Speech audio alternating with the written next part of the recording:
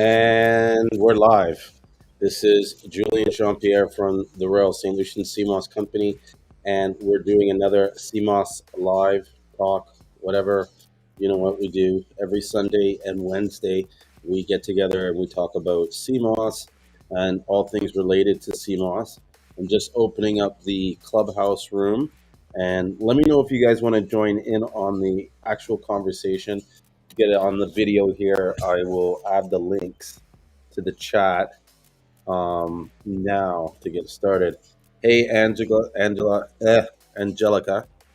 um, or is it Angelica? Anyways, welcome to the Clubhouse Talk, and we're talking about CMOS and CMOS related stuff. I'm just starting the room now, so it's going to take a couple minutes for people to come in. But let me know if you have any questions or if there's anything you want to talk about CMOS while the room starts kind of filling up. Oh. And I'm going to bring in, oh, here it is, the link to invite the guest. Here's the link. Sometimes it won't work directly if you click it, but if you select it, do copy and paste into a URL, you'll be able to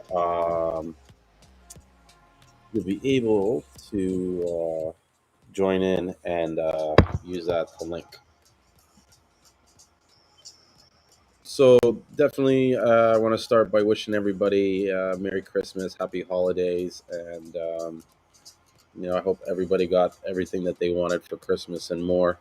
Tonight's talk is going to be an open, I guess, discussion about all kinds of things CMOS. I'll probably bring up some CMOS related information that I study, but also touch a little bit on starting your business and growing it, understanding a little bit of the marketing side, which I think is something that is grossly underlooked when it comes to starting the business. Hey, how you doing?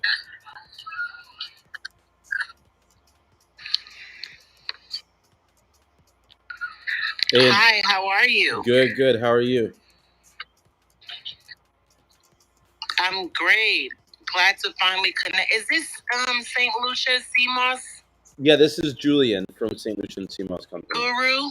Yeah, the Seamoss monk. Hi, Julian. I'm so glad it's you. Hey, how you doing? I'm so glad it's you. Great. I'm great. Merry Christmas. Happy Thanksgiving. All that good stuff. Yes, and you too. Thank you so much.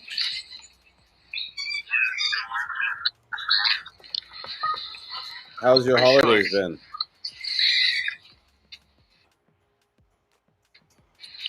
It's a little rocky, but God is good. We pulled through and made it through. That's good. Now I'm just trying to focus more on my personal goals and aspirations. I got some really good gifts for Christmas that I can now kind of incorporate my moss and my elderberry recipes for the community in this new strand of COVID that's come through. So I'm just really interested on not talking so much about it and just doing it right now. Like I'm really on fire about doing it. Well, this is that kind of time of the year. Everybody's starting their New Year's resolution. It's all going to, I mean, I don't know. I'm energized I'm excited about what this new year is going to be. And whereas, like, maybe 2 weeks ago, I was in that sort of winding down of the year stage, I'm more like on fire about, like, okay, what's going to happen this year? Like, what are the plans? And I mean, I feel like in the last couple of weeks, a lot of things have been changing in the CMOS industry. So I'm really excited to see how things are going to progress in the new year. How it's going to play out. Yeah, definitely. I see a lot of. I think more and more people, the masses are starting to connect. They're starting to see, what we've seen for a while, that this is a direct connect to our generational health.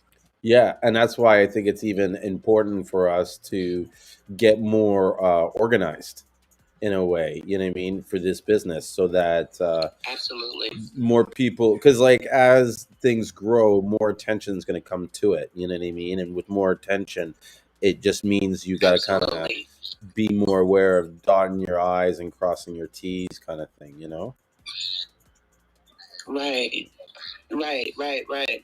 I'm so glad I found you. Gosh, you're just like the guru of this business. I've been telling a lot of people, different people about you, and you'd be surprised how many people know about you and follow you from the West Coast. Really? I had no idea. No. I think someone's at the door, kids. Sorry. That's all right. Okay, puppy. All right, I'm going to mute so that doesn't disturb us.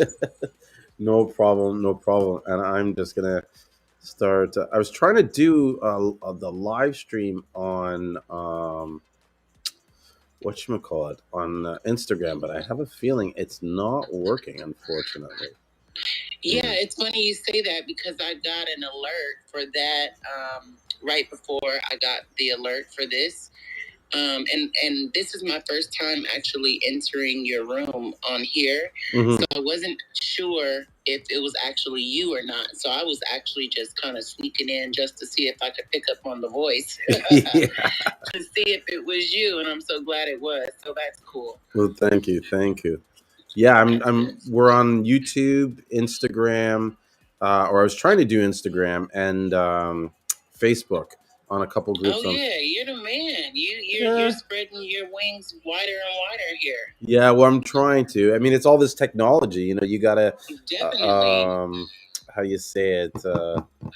Take advantage of it and learn how this stuff works, so that you can right. Utilize Definitely. It to its fullest. It's a lot more accessible than what us old heads actually are aware of. Yes, definitely.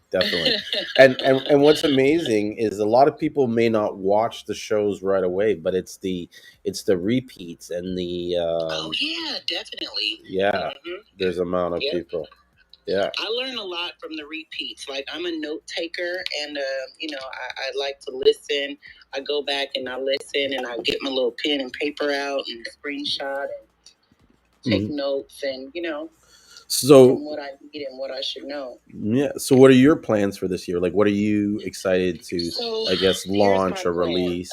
In a really quick nutshell, I was wanting to make flavored sea moss. I was wanting to do like smoothies and all that kind of drag, like fruit flavored. Mm-hmm. Now that we're getting into the nitty gritty of this COVID and these different strands and things, I'm not so much interested in the frilly pretty of it. I'm really interested more or less now in going with the straight gels and the elderberry syrups. Those are what I've been getting hit up about the most. The elderberry concoctions for flu and runny nose and all that good stuff, and just the daily Seamoss orders. So me, myself, personally, I was dragging my feet. I'm a mother, single mother of 4. So I was kind of, my finances weren't in order. I didn't want to buy my blenders and my Seamoss and my dehydrator, my juicer, all of this stuff at one time. I wasn't in a position to just do all of that at once. You know what I mean? So I kind of had to go step by step. So now I'm at the position where I've got my supplies ready and I just need to order my Seamoss.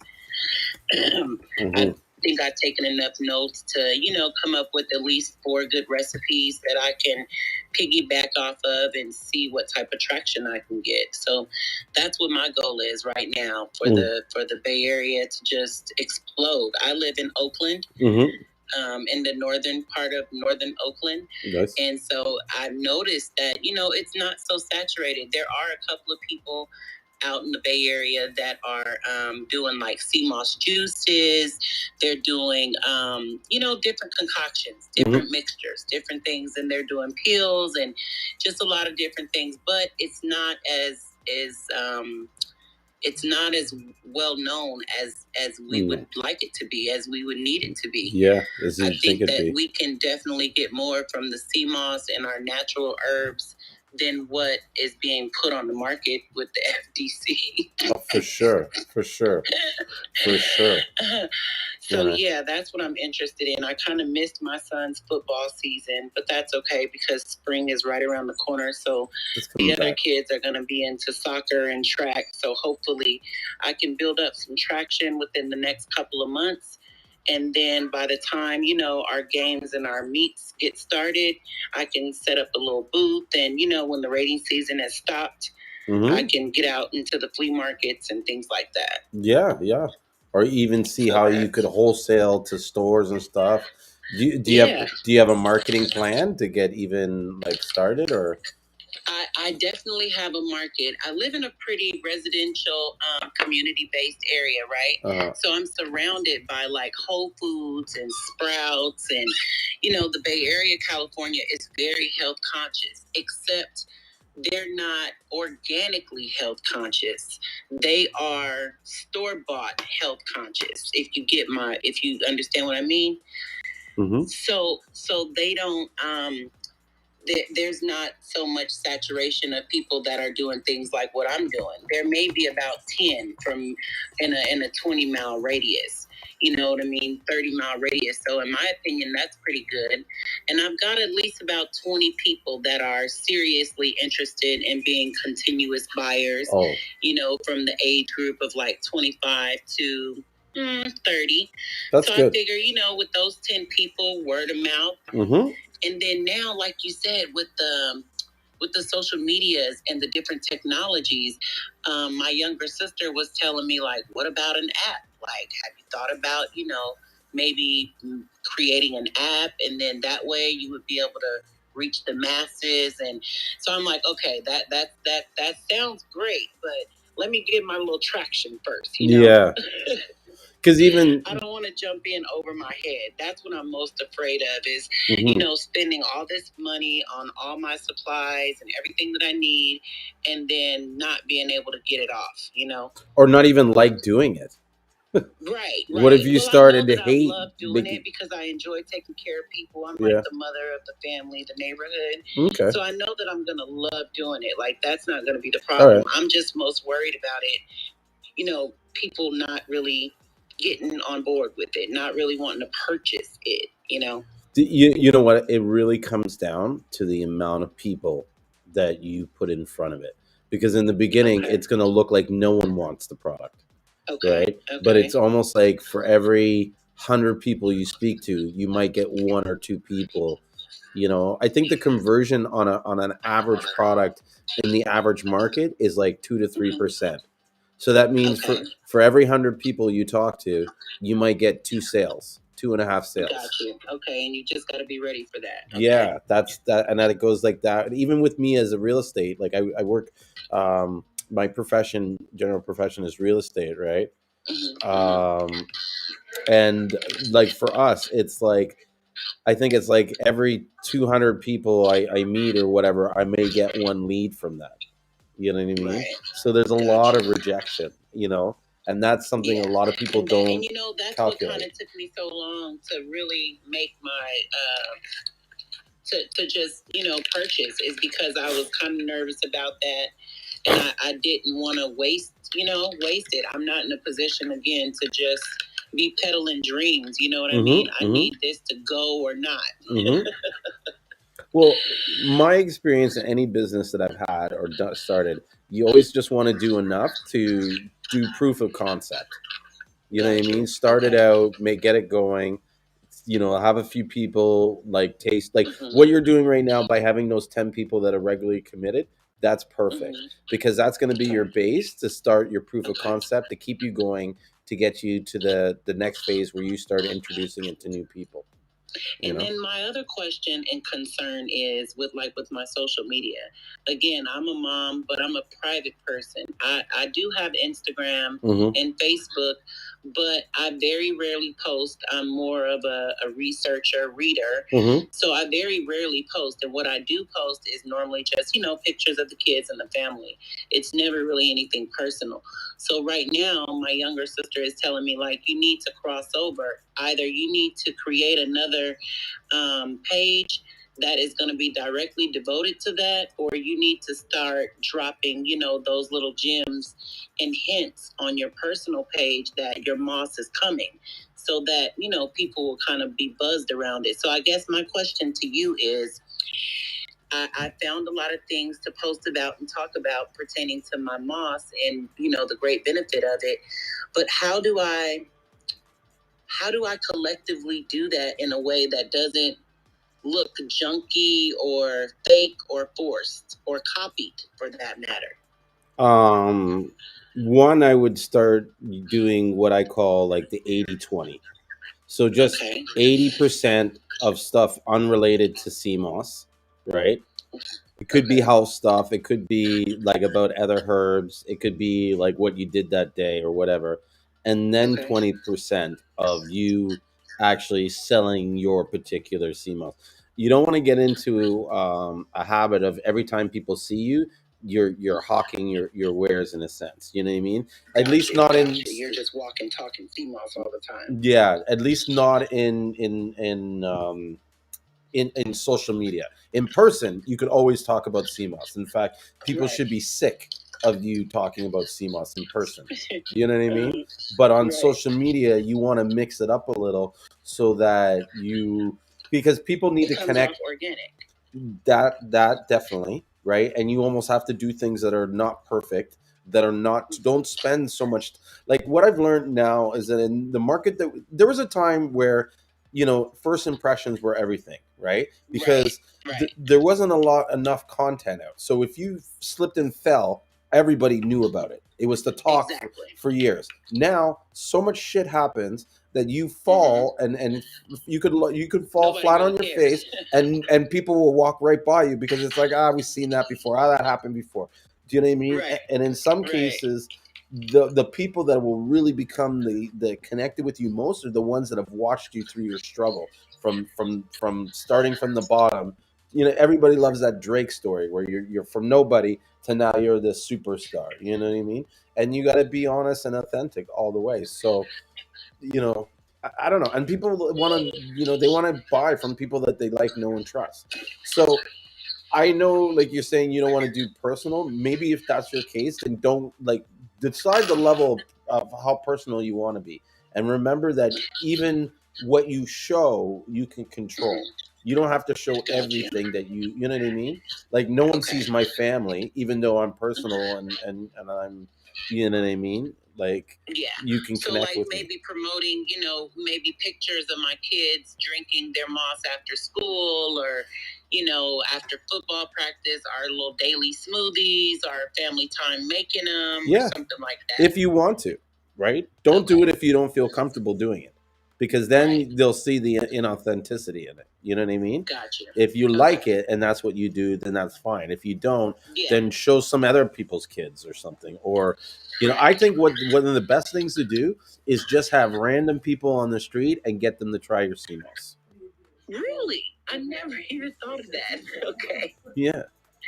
And I'm in a really busy metro area too. I'm like near a BART station, near tons of bus stops, a wash house, all that good stuff. Yeah.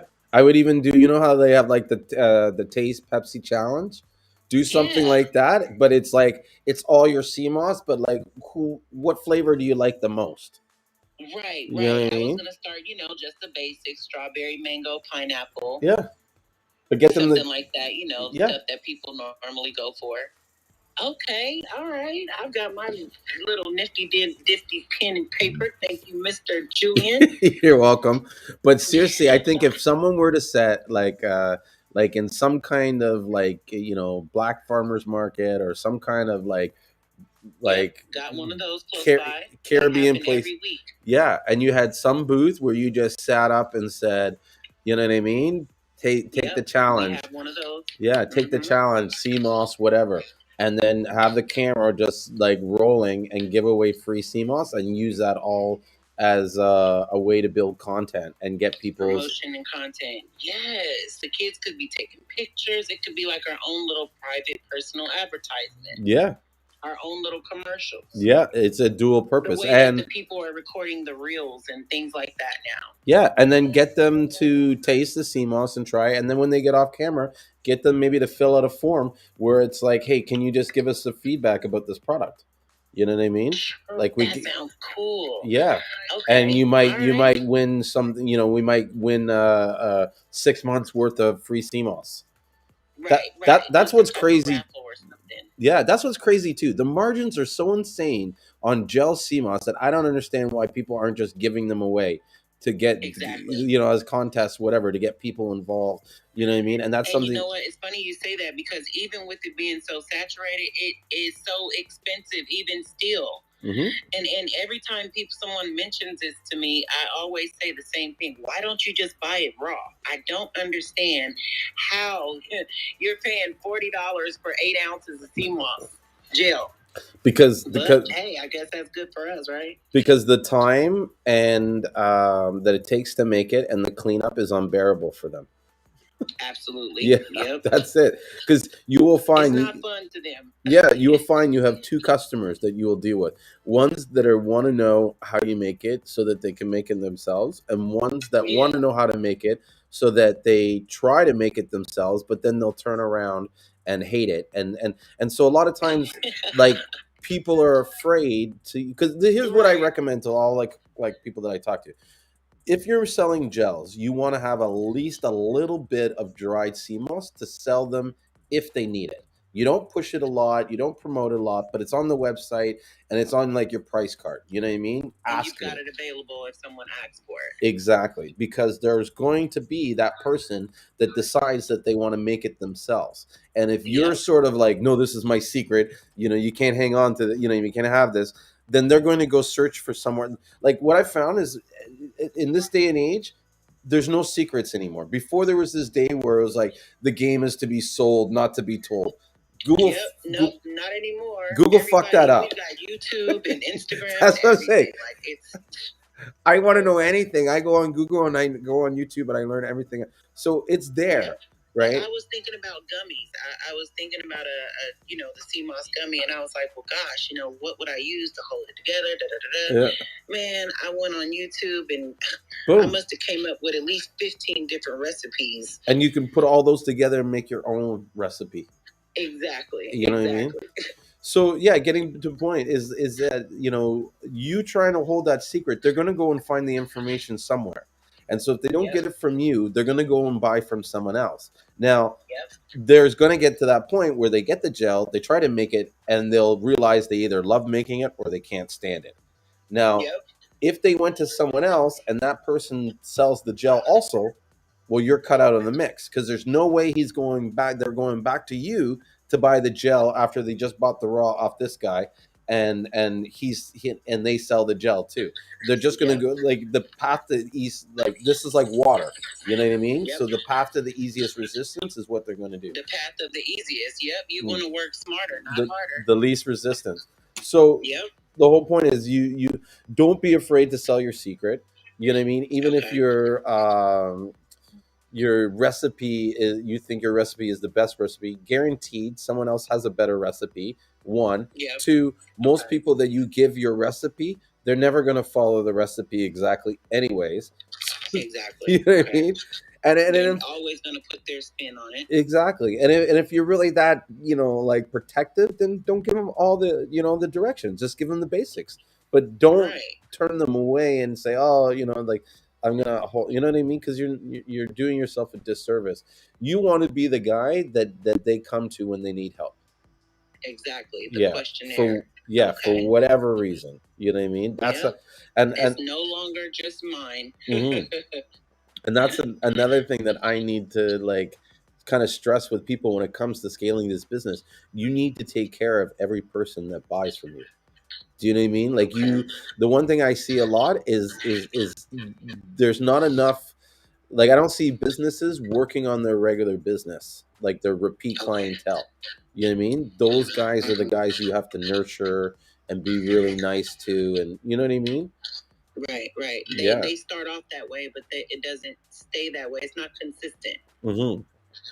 Yeah, you have to be about your daily business the same way. It's kind of like when you're married, the way that you met her is the way that you keep her.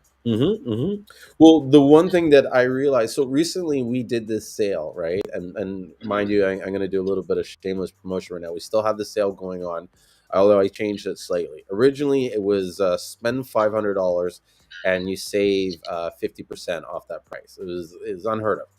And that's crazy. Yeah, so like a 30-pound, like what we normally sell for $30 a pound, we were selling for 15. That's the cheapest. We've never gone that low. And so the purpose of us gone that low. No. Were you just doing an experiment, my guy? No. So what it was is just before Christmas, we were getting a lot of reports of Seamoss farmers that weren't able to sell their Seamoss for whatever reason. The sales weren't just enough, you know what I mean? And so some people were eating and some weren't. And so the I was talking to my partner and we were kind of like, what do we do about this? Like this really sucks. Like we were tight for cash. Like we barely had money ourselves. So he was like, you know what? Fuck it. Like, you know what? Let's just create a crazy sale and let's just drum up some business and we'll plow it right back into the business and this will go towards the farmers because now I can go buy Seamoss off them. Right. And it worked. It was really good. The sales did a lot of sales in the last couple of weeks. And the one thing that it made me realize and think about was about the importance of keeping in touch with, like, I guess my core business. Like almost like you need to have these guys that are like your evangelists that will go out and they support you all the time and they're excited. You know, because there was a couple of guys where I was like, hey, I'm doing this. Are you down? And they're like, yeah, put me down for this much. Put, you know what I mean? And really, if I sat there on the phone and really worked it, I probably could have like tripled the sales that we did. Yeah. You know what I mean? Because and so that's where I was like, you know what? It's so good that I have these relationships where I can just pick up the phone with these guys and just say, hey, I need you to buy some Seamoss. Julien, this is freaking insane. I'm looking at your page. If I don't make my purchase like tonight, then I'm just must not even be interested. This is freaking crazy. Now's the time to spend some money and save. Oh my God! If I just spend $100, like I will. Yeah. Okay, yeah. But try to spend 1,000 because then you'll really save. Try to spend 1,000. Try to spend at least 500, my girl. Yeah. At least. Please. Oh, you've even got the purple on sale. Mm-hmm. You got everything. Yeah. I try. I try. But yeah, I think that the sale went good. And okay, now what's the salt, Julien? What's the same? The Seamoss salt. So first, I'll say this: we're going to adjust the prices on the salt because it is a little bit high. Although that price really is for the clean salt. And this is the Seamoss salt that comes from the Seamoss. When the Seamoss dries, it forms like these salt crystals. And so we collect that. And you collect that. Oh, okay, got you. This is better than the sea salt that we buy in a bottle. Yes, except the sea salt, how do I say it? Excuse me. It's very, I got to figure out a way to really sort of filter and clean this salt. Because what I'm finding is that unless you're sifting it through a certain sort of, like, I guess the micron mesh, you can sometimes get sea debris in it, like leaves, like sand, and that kind of stuff. And if you were to say use this in your food, it wouldn't be that great. So I do have some stuff that where I've kind of sifted to that point where I'm confident to say, yeah, you can use this in your foods.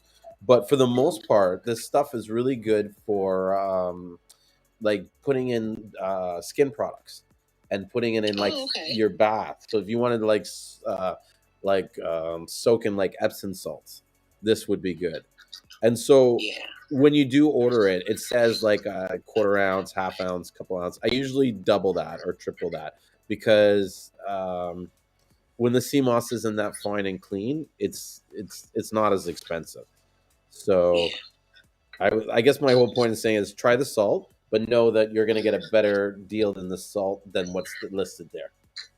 Like I usually don't. So right now, at this point, with the level of cleaning that you've done to it, it would be good more or less for like pain and joint. Yes. Kind of thing. Yeah. Okay. Like if you wanted to mix it into a cream and use that cream to rub on you, or use it in like a bath bomb. Yeah. I'm thinking about that because my son's a football player and he's got some major little knee aches and pains right now. So I think that might be beneficial. Well, you know what? Make a note when you put your order so I know exactly which account yours is, and I'll just throw in some free salt for you. Okay. Yeah, I'm on the site right now, doing my. Yeah, because what been doing a lot lately is I've been just giving people samples of the salt and saying, look, make some products from it. and let me know what you made from it and how it worked. You know, Gotcha. and for me, I don't think it's fair for me to sell you that Seamoss if I'm going to get it, get some feedback from your use of it in return. You know what I mean? Right. Like it's just Yeah, I it's totally get it. tit for tat kind of thing. Yeah, tit for tat. Yeah. You're such about the community. That's why you always come out on top. Oh, thank you. I like to think I Like, come out on it's dope. top. Not always the case, but you know what it is. Yeah. You enjoy what you do. That's the Right, one thing I right. can say. I really enjoy what I do. And you have to enjoy it in order for you to be, so gracious about it. Yes.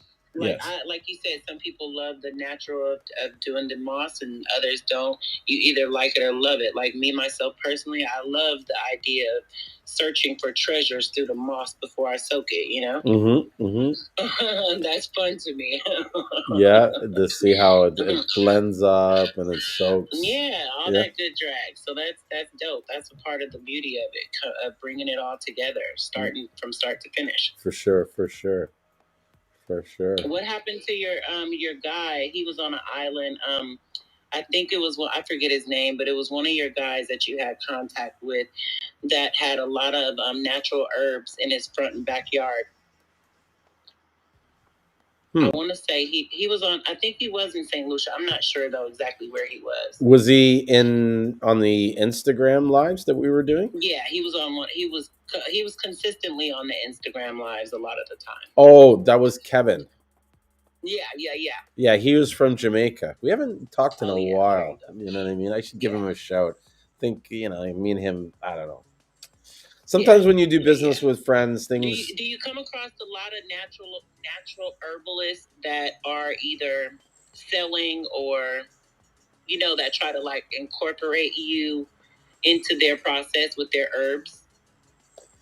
Because I noticed you kind of stay away from all that extra stuff. Like you stay true to what you do, which is the Seamoss King. Yeah, I only because it's so busy, it's hard to focus anything else. We've been trying to get soursop leaves and bay leaves, and we've been looking at getting spices like cinnamon sticks. I've brought cocoa sticks in, and I think this year that's going to be a year where I'm going to really start working on Expanding a bit. Yes, getting the supply in. You know what I mean? And so yeah. But the thing I definitely will stay true to for the most part is just sell stuff from St. Lucia. Like I'm all about pushing St. Lucian's products, and just there's so much opportunity down there, and just the biodiversity of the products there is you know what I mean, and the quality of everything. It's What is the best time of year to visit St. Lucia? Anytime. Anytime. The weather is beautiful and pretty consistent. Anytime. Yeah, I mean there is a rainy season. There's a hurricane season, so you want to try and avoid that. But like now is a good time. We're heading into sort of like the dry season, which is like December to almost like April, May, and then it starts getting a little bit wet, and then they get the hurricane season in August. The family has gone to Jamaica like over and over again. So I've been really like pushing St. Lucia, like let's go to Lucia, let's go to St. Lucia.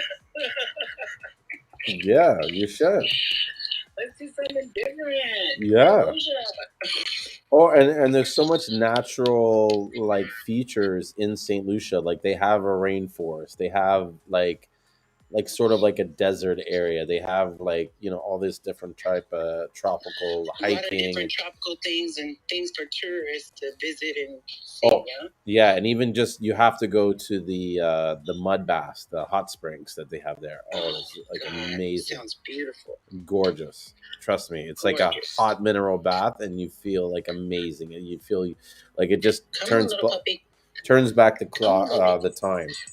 Now, is Seamoss safe for animals and pets to ingest? Mm-hmm. Okay. Yeah, definitely. It's amazing for pets. Pets love it. I've heard a few stories of people giving it to their pets on their pet food, and also on like their skin. So like they'll take the gel and say if there's like a sore or some kind of area like mange or something like that. Some guy was telling me about like they had this thing called hot spots or hot something on some dog's ears, and he was putting it on there and having great results. You know? Okay. Yeah, someone just right here on the Facebook Live, they say, I give my dog Seamoss. You know? I'm excited. Yeah. It's going to be very interesting. No, you should, and document very it. You know what I mean? Because that could be a new product for you to show people. Yeah, it could be a whole new gateway. And I just got a little doggy of my own, so he's going to be my sampler. Yeah. You know what I mean? We'll see how it goes. You can make it into like almost like a flavored gel that you kind of mix into the into the food. You know, even mix it with. See if he goes for it. Yeah, mix it with like, you know, what is it called? Bone broth. That would be cool. Taking bone broth. Say that again, Julian. Bone broth. So you know what bone broth? You know what? Broth. Oh yeah. And then using the bone broth to make the gel, and then using that as dog food. So it's got like. That sounds delicious. The even dog. For a pet. Yeah, even for humans, a dog would just eat that shit up, man. He would die. I think my dog is like, he's hearing me talk about it and he's salivating. He's like, "What bone broth? Right, like, what kind of bone are you talking about?" Talking about this for me? Yeah. That sounds great. Yeah.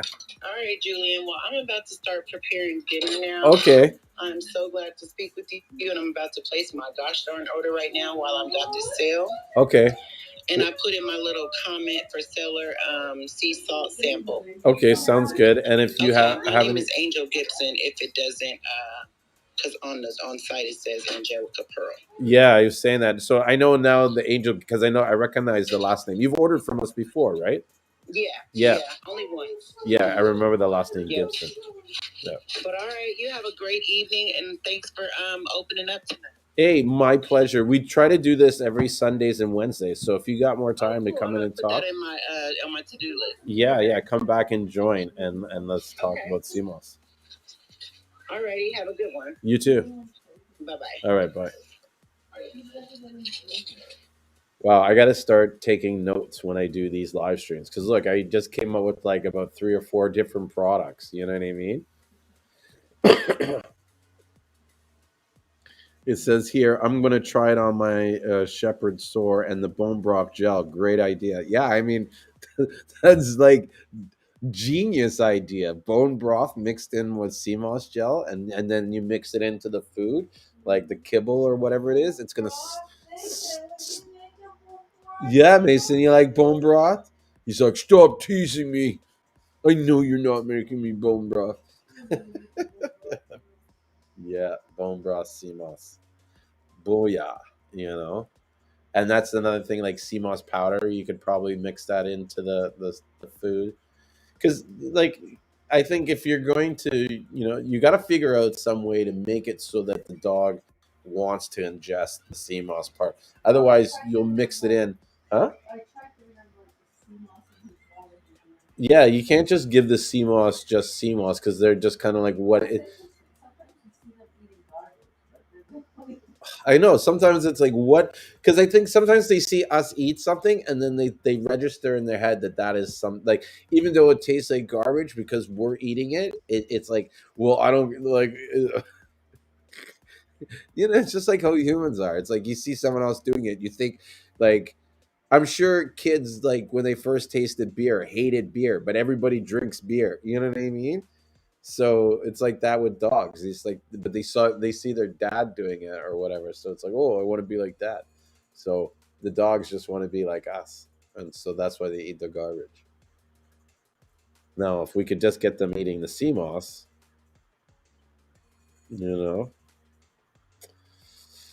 So yeah, but that's a great idea. The Seamoss, just recapping that.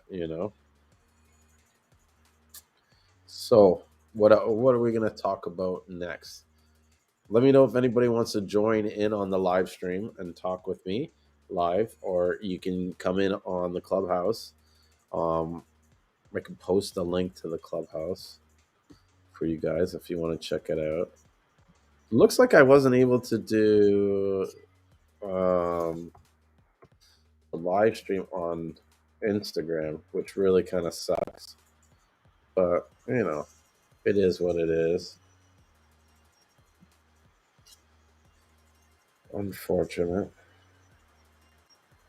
but where am I here? I'll get it right for the next time. And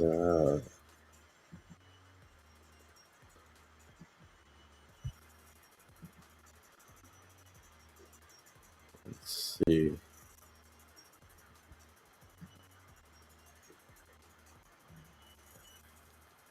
Well, that's what I wanted to do was add the link to join in the group chat and close that. Oh, so that was case closed saying that. Nice. Welcome.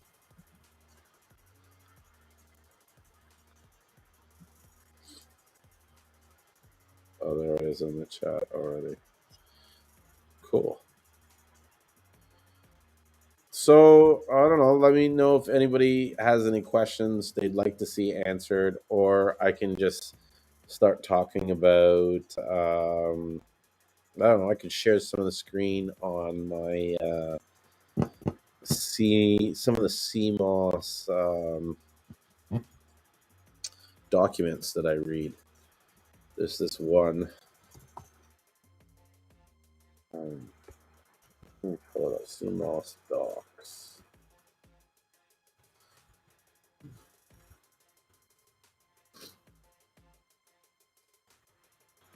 Here it is. No, that's a page. It's not the PDF. Yeah, I'll do this.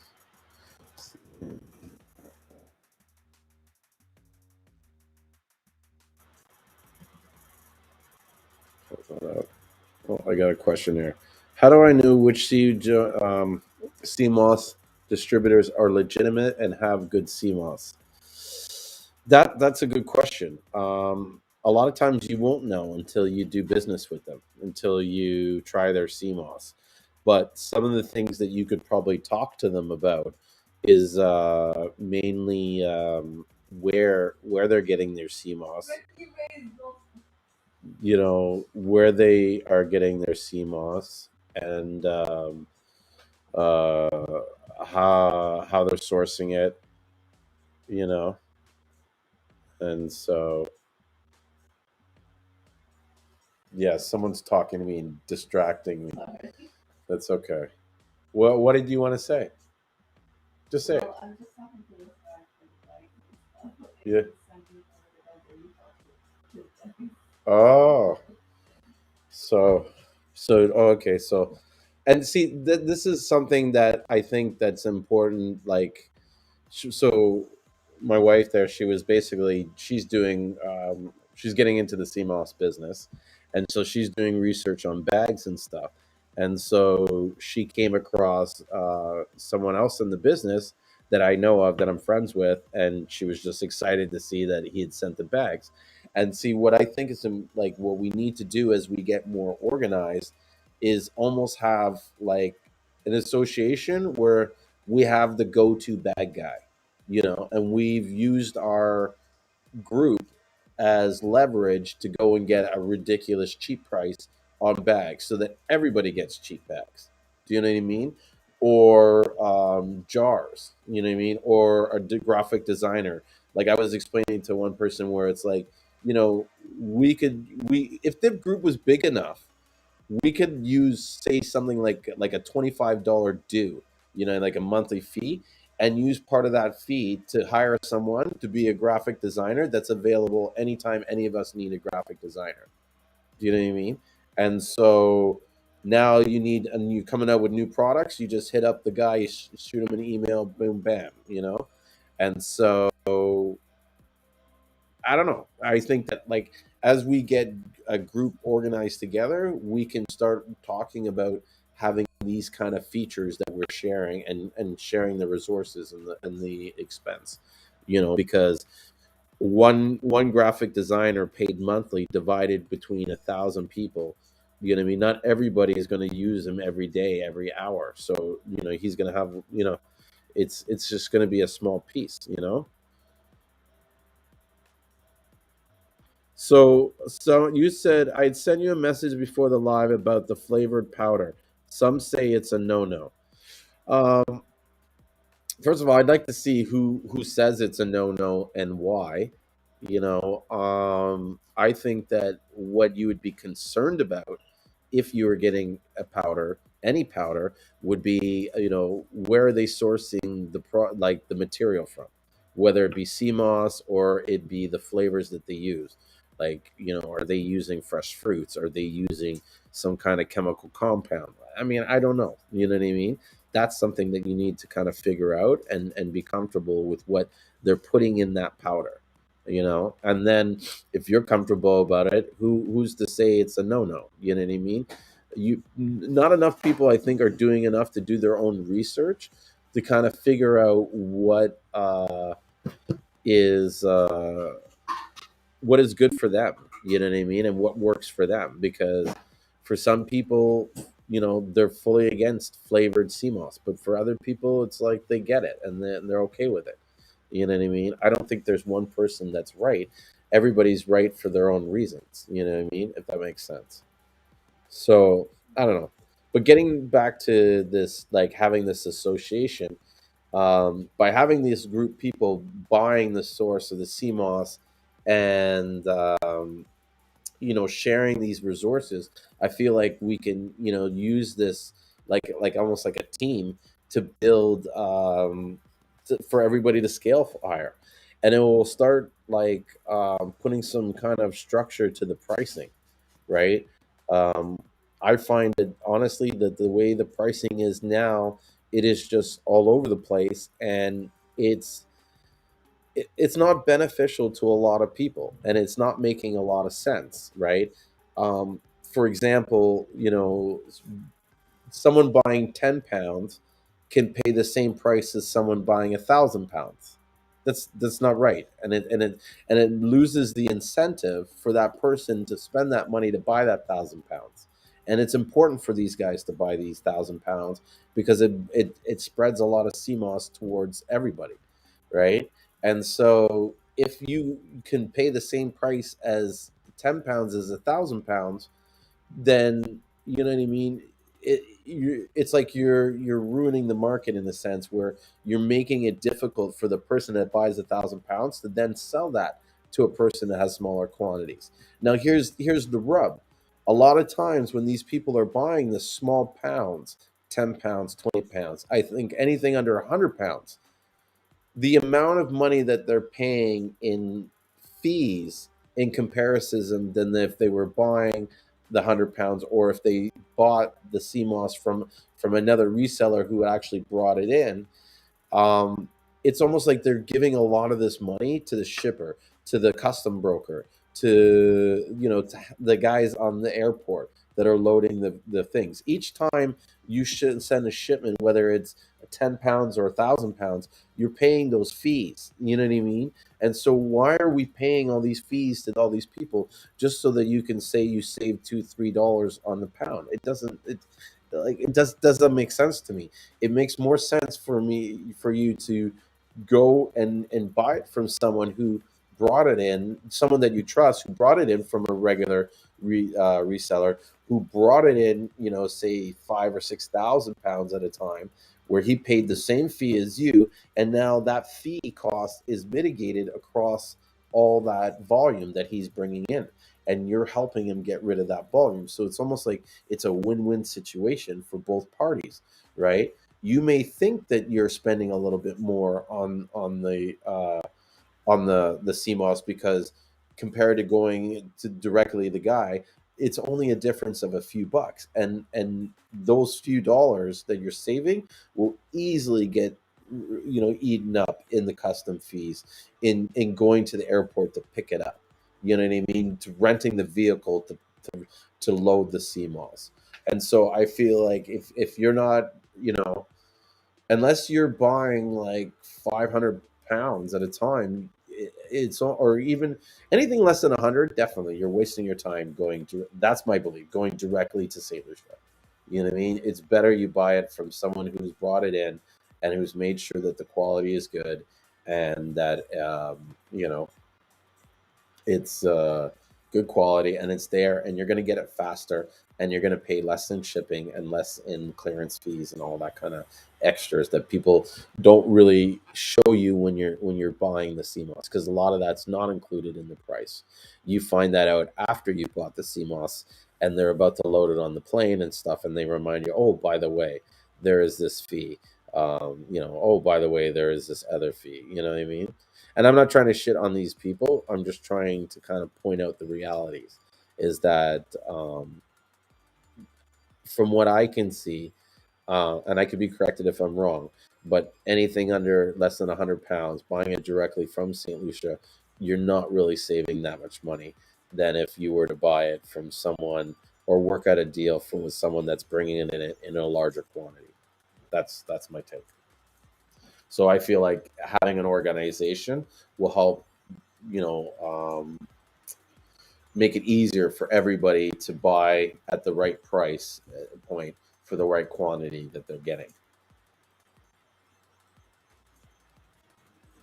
And that would put more stability in the market, and it ultimately will trickle down to the farmers, because now the farmers are going to get paid a proper wage for the product, because most of these importers, they don't have a problem paying the fee that these farmers want. Where they usually get, I see them kind of getting pressure on the fee, and I could be wrong, but where I see them is where someone who's bringing in only 20 pounds now has to put pressure on the seller, because he's got to pay all these extra fees to bring in that 20 pounds. And so when he adds it all up, he realizes it's not worth it. So he says, like, can you do it for better? Can you do it for better? Because by the time I get it, it's not worth me getting it for.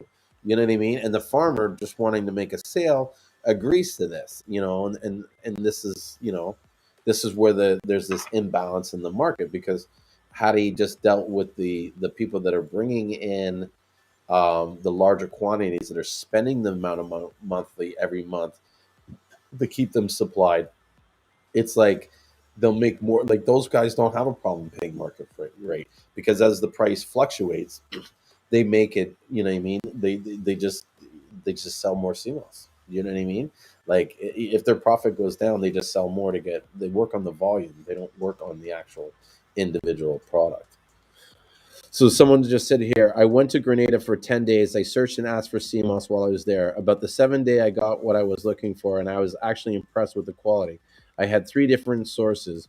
One was an actual business, one was from a market at the port, and the other one, I'm not sure where it came from, but it looked good. I'm not sure of the source of the waters being protected or not. I'm going back in a few days. Hopefully, I could visit a farm if they have any.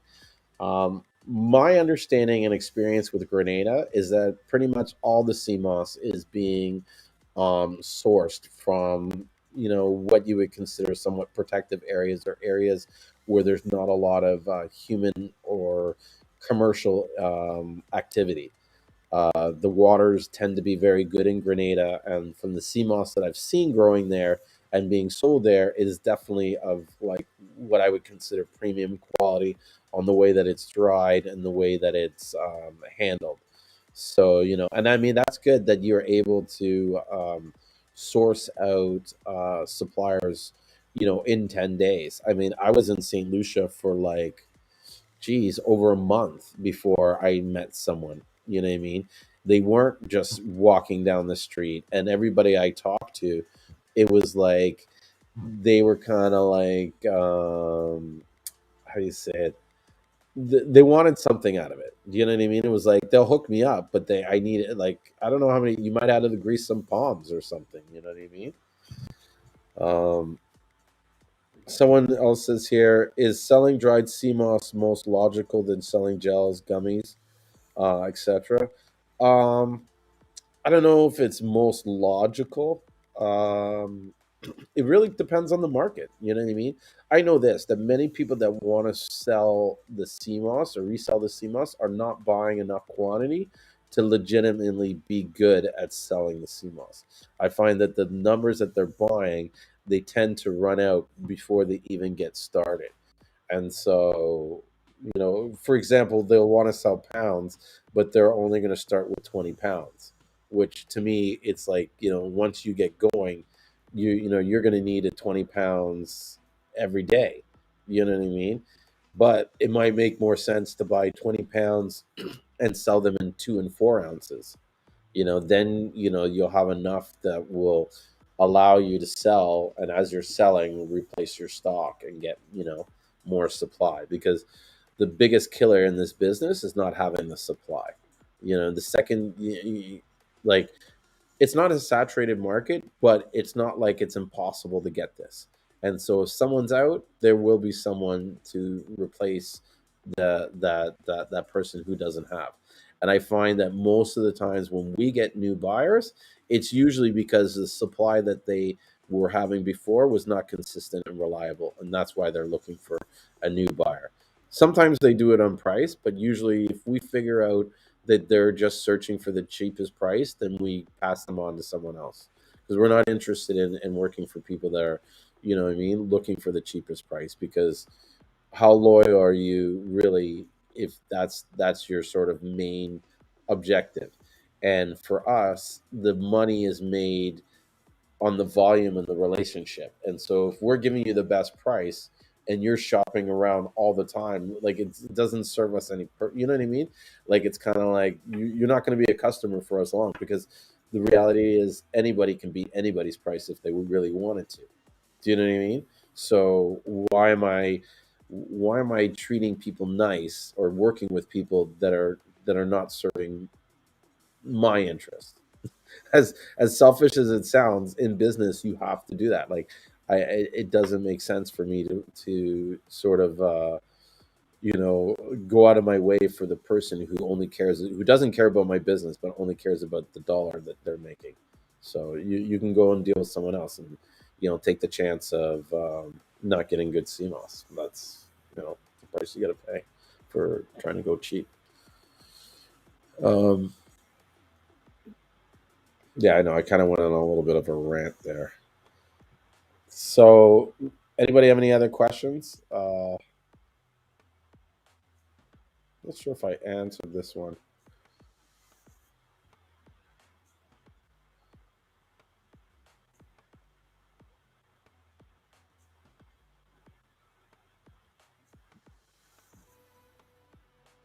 So yeah, I was able to accomplish a quick response because I have a friend who frequently goes, "This is good," you know. And I encourage you that if you get this, good relationship with them, you try to build on it and really, make a go of it, and get into the exporting, and starts promoting Grenada CMOS, because it's not like St. Lucia has the only place that has good CMOS. Everywhere has good CMOS. You know, it's just a lot of people are talking more about St. Lucian CMOS than they are about other CMOS. That's the main reason why you hear so much about it. You know,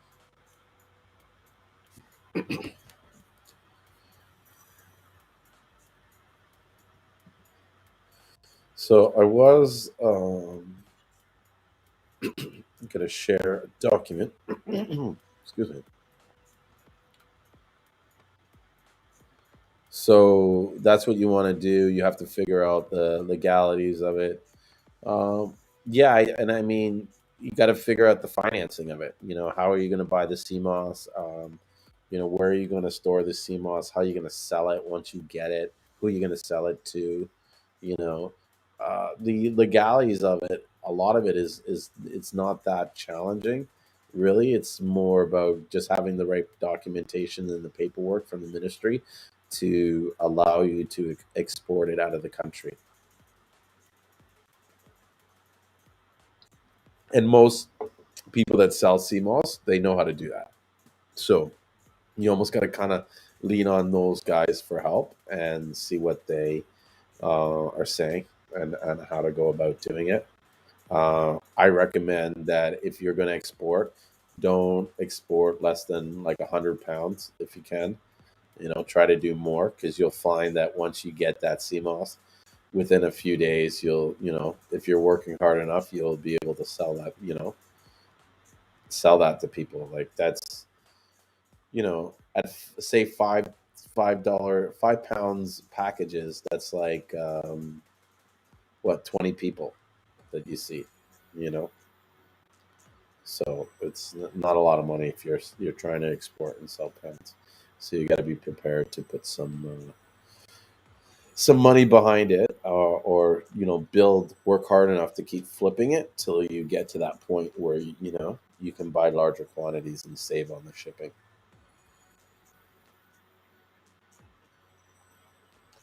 So until I guess the next question comes in, I'm going to share a document that I have read before here.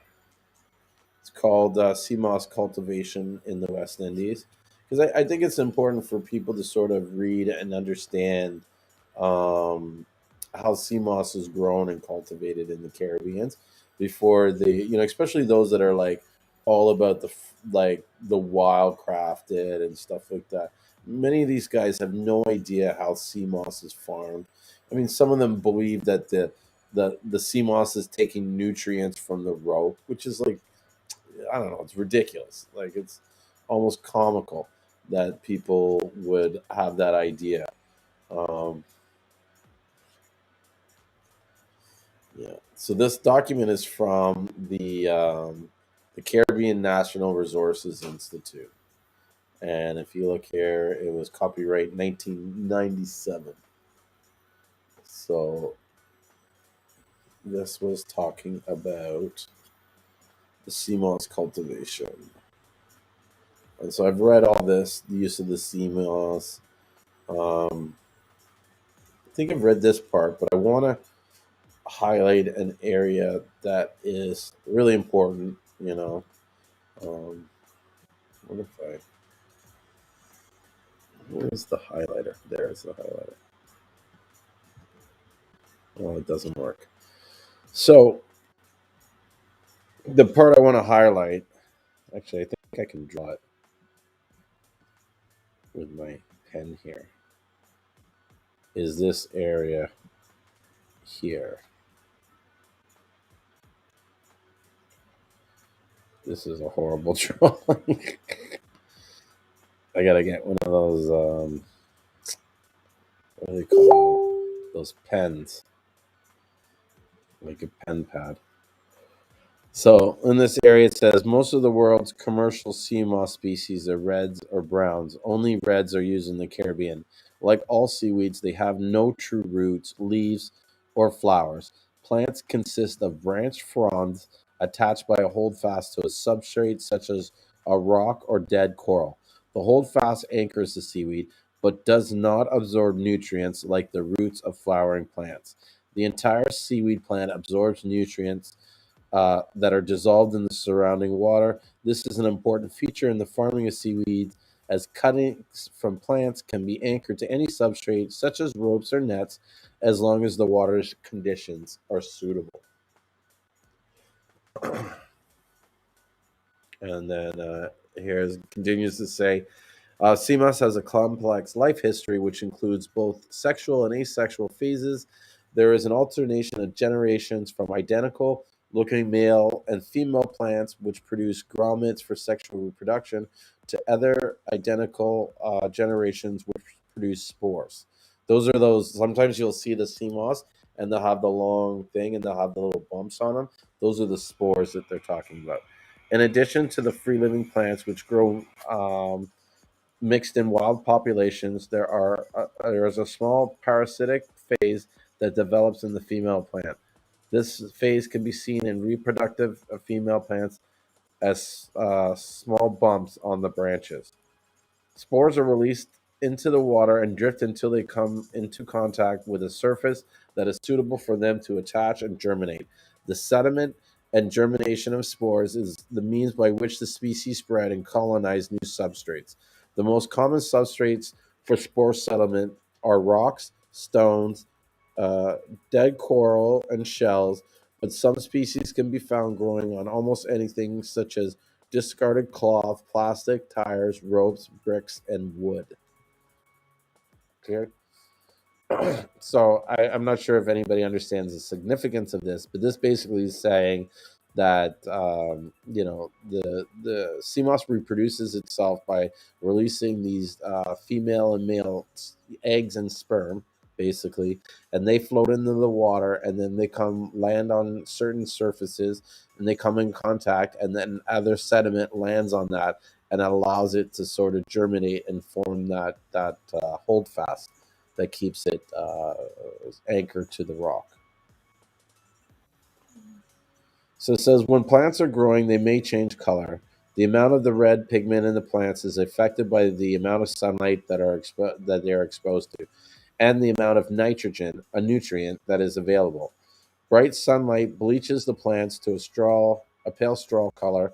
A good supply of nitrogen, for example, from runoff after heavy rain, allows the plants to produce more of the red pigment. Thus, at any time, the final appearance of the plant is a balance between the effects of sunlight and nutrient availability. This is often seen as bushy lines, where the upper plants may be very pale, but the shaded plants on the underside of the line may be still deep red. If the shaded plants are also pale, then most likely there's a low level of nitrogen available for growth. You know, and that could be something that happens probably in a lot of the pool grown sea moss, or what people think is pool grown sea moss is really sea moss that is probably grown in close quarters and stuff, and that they have low nutrient availability, and so the sea moss is not growing as rigorous and as full as it would if it had more nutrients available. um, The cultivation of crops in the sea is known as mariculture. Like agriculture on land, mariculture includes a range of activities such as selecting a good site, identifying suitable seed material, regular maintenance of plots, correct harvesting procedures, post harvesting procedures, and marketing. The details in this section are based on the development of sea moss cultivation in St. Lucia, but the methods have been tried successfully in other islands. So basically, they're saying like this is something that are common and was developed in St. Lucia, but we transferred this technology to many islands, not only in the Caribbean but all across the world. Uh, the different sea moss species grow wild in a wide variety of habitats, and it is not possible to farm them in their natural habitat. On exposed windward coasts, some of the Garcilaria species are harvested. The water may be too rough for installing lines or rafts or stakes. At the opposite extreme, very sheltered bays may not have enough water movement to keep plants free of sediment, particularly after heavy rainfall when runoff from land carries large amount of mud and silt into the sea. The sites that have been most successful so far have been on the windward coast, where areas with shallow seagrass beds are protected by offshore reefs that reduce the amount of wave action. All of the species listed in this manual have been grown successfully in such sites. However, there may be seasonal changes in the condition that affect growth. During heavy rains in the wet season, species such as Garcilaria can tolerate a drop in saltinity due to freshwater runoff from a normal level of 35 parts per, I think that's 1,000, down to 15 parts. On the other hand, Eukinema, which is less tolerant of lower saltinity and is best cultivated where the saltinity does not drop below 30 parts. Because of the likely variation in conditions at a site, the requirements of the different species, it is not only possible to give some general guidelines to selecting a site. In all cases, the best way to test the site is to do some trials to monitor the growth and survival of the plants there. Procedures for measuring the activity and growth rate are described in Appendix 2.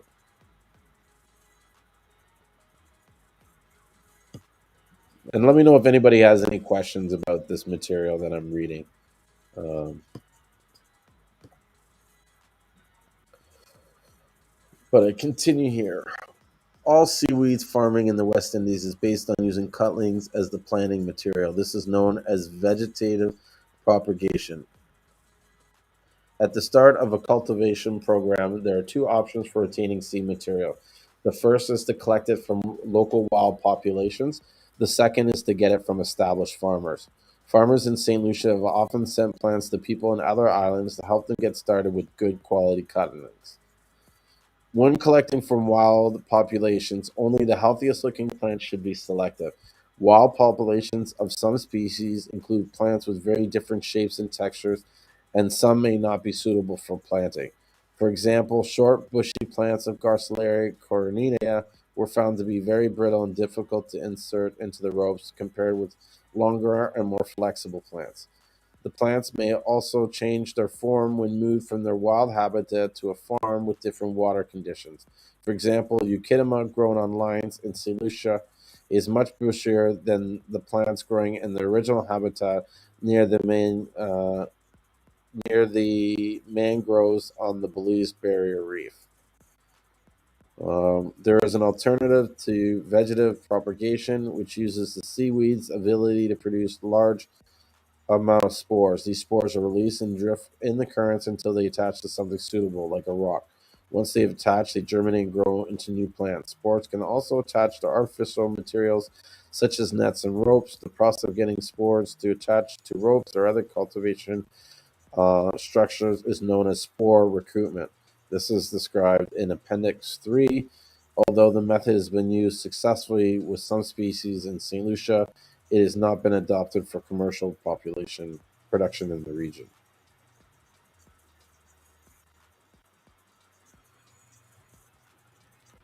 The most popular method is to weave branches of sea moss between the strands of polypropylene rope.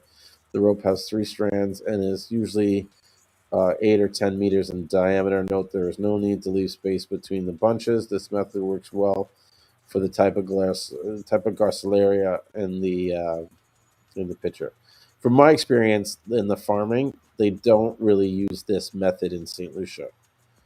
Um, they sometimes use this one where they have the plastic tubes or bags. Um,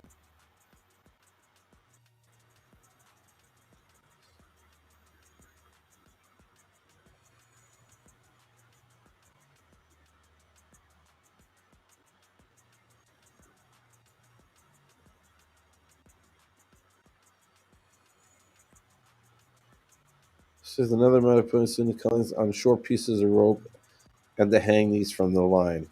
Um, this method is illustrated in Figure 8. Let me see if I can do Figure 8 because I think this is the method that. Where is it? It would probably be here. Figure. There's no Figure 8. Oh, here's Figure 8. So this is the traditional way that I see most of the CMOS getting produced. So they have the lines here, and then you put these ropes. You attach these little pieces of twine, and then the CMOS hangs off by that.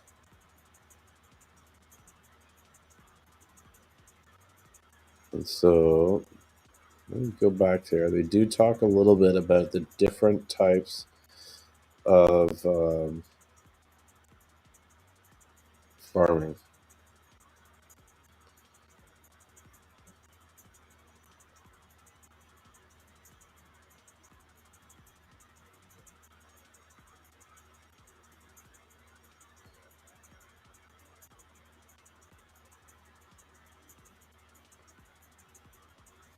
Let's go.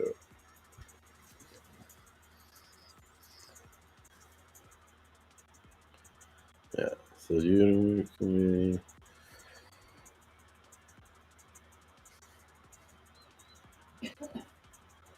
Yeah, this green drift seaweed. This is probably one of the killers for the CMOS plant. It gets really um, this driftwood sea here.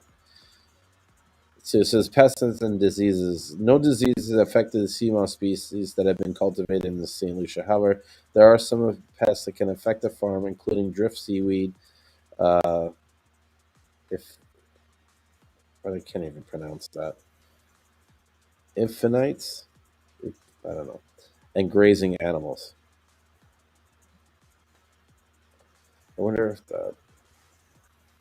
if I can even write that and get the computer to speak it. EPRP.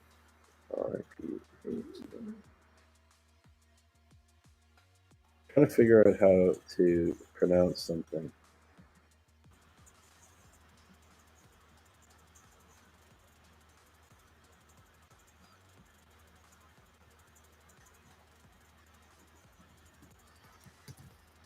I think there's a way to do it by doing that.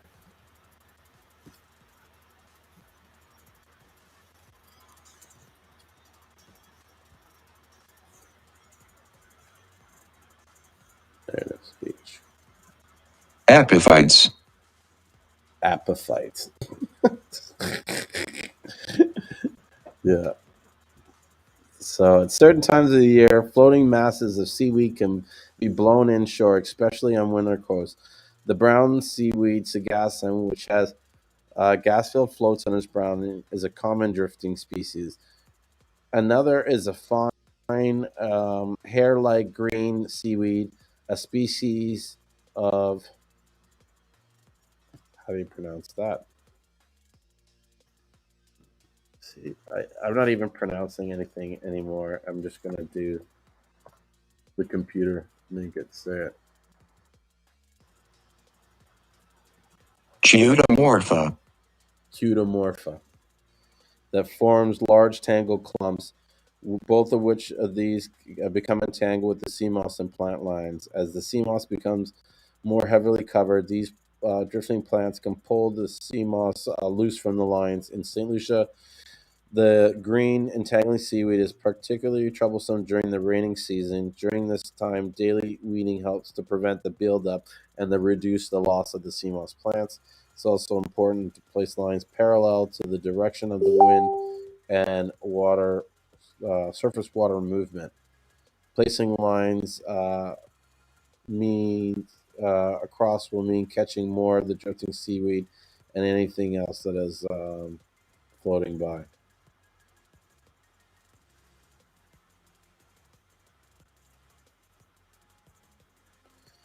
It's important to try and not farm too close to reefs where there will be populations of fish that feed only on seaweed. Over seagrass beds, grazing fish will be a problem if the lines are too close to the bottom. White sea urchins or sea eggs live in seagrass beds and they will very quickly eat the sea moss on any lines that touch the bottom. Farmers in St. Lucia have occasionally seen turtles grazing on the sea moss in their floating lines.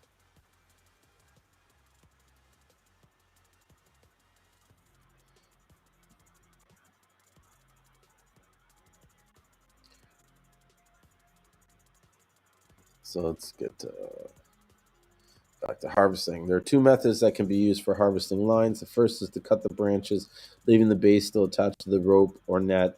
The base will then regenerate new shoots for the next harvest. The second method is to remove the plants completely and then reseed the lines.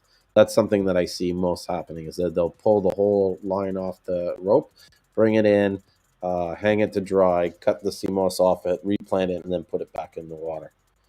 Uh, which method is chosen will depend on the species of sea moss and the conditions of the site. Where the water is muddy, the bases of the plants and the ropes will become covered in silt and fouling seaweeds, and it's better to harvest completely and reseed them. Farmers prefer this method when growing Garcilaria in St. Lucia, uh, and some leave the harvested lines in the sun for a day to ensure that any fouling seaweeds are killed. If the ropes are cleaned and the plants are healthy, then harvesting by pruning may be more efficient. This method suits Euchinema as the plants grow a hold fast to attach anything they touch, including the ropes. And so, in the cases of process, the first stage of processing is cleaning. The plants should be cleaned as much as possible in seawater while they are still alive. Once the plants have been dried, any mud or silt, which is much more difficult to remove without soaking the plants again. If the plants are washed after they've been dried, most of the nutrients will be washed out, and lost. Drying and bleaching are done in the sun. Farmers in St. Lucia begin the process by laying fresh plants in clear plastic bags and leaving them in the sun for a day. The inside of the bag heats up, and the heat blanches the pigments in the seaweed and dries off a lot of the water. After this treatment, the plants are spread out in the open, either on specially built racks or simply on palm leaves on the ground, like here in this figure. Or in here, you show them working on the racks to dry the sea moss.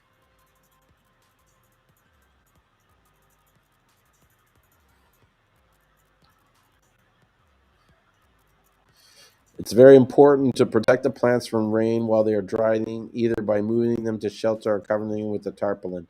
This is particularly important with eukinema, which turns to porridge if it is rained on and can't be used again. As the plants dry, salt crystals form on the outside and must be removed by shaking.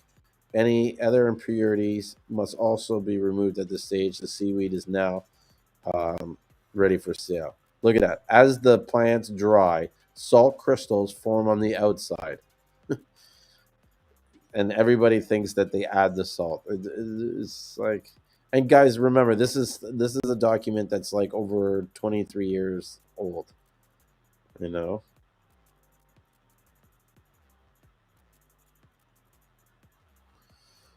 so here's some of the products that they make with the sea moss.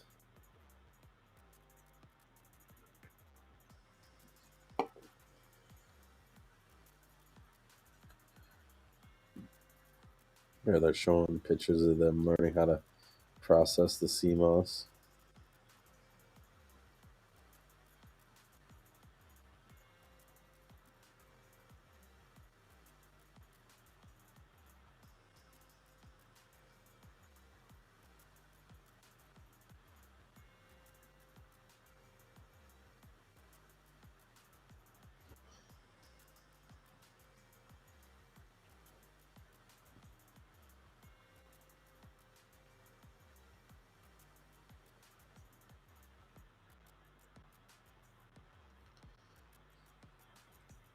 So just so you guys have an idea of some of the sources of information here, there's the Caribbean Natural Resources Institute, the Institute of Marine Affairs, the Discovery Bay Marine Laboratory. You know,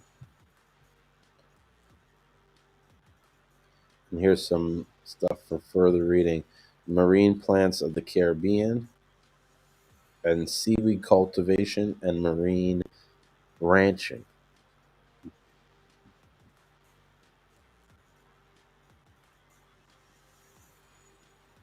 Annotated bibliography of the seaweeds used for food in the West Indies. Cool. Here's some sea moss recipes. If anybody wants a copy of this, feel free to reach out to me and send me a message. I mean, you can even Google this, and you should be able to find it.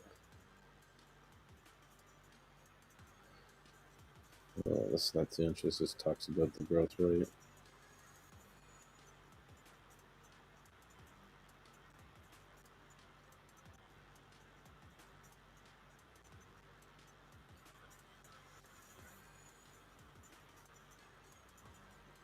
Here's an interesting. We were talking earlier about the spore recruitment, and so they're showing in these documents about how putting the ropes in areas where the sea moss is just growing naturally can cause the spores to feed into itself, and you do that spore recruitment.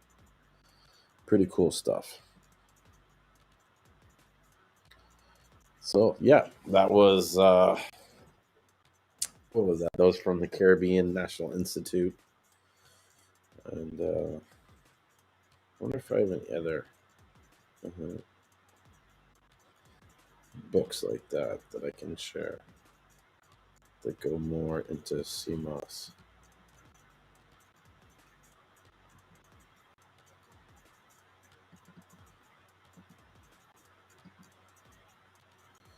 CMOS Talk.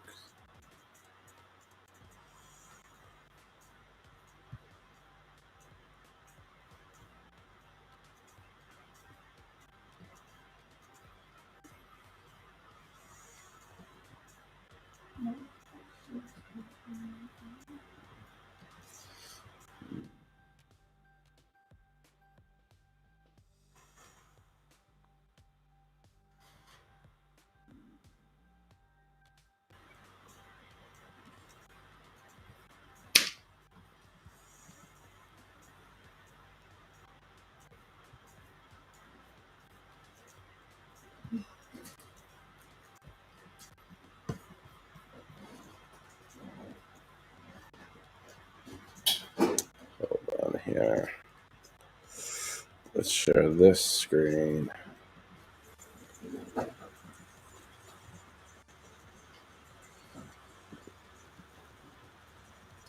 This one is says the ski is our garden.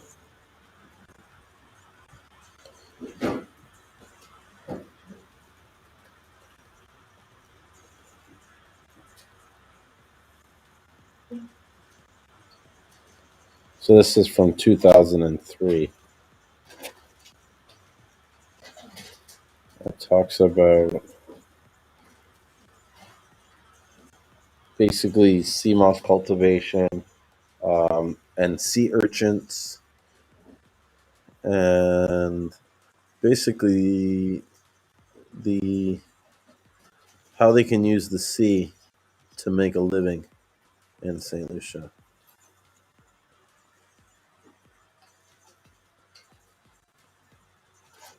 This was mainly based in a community library.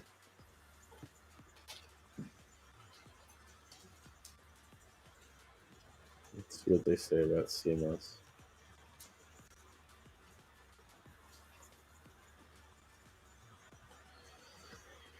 That's the thing about some of these documents. There's so much reading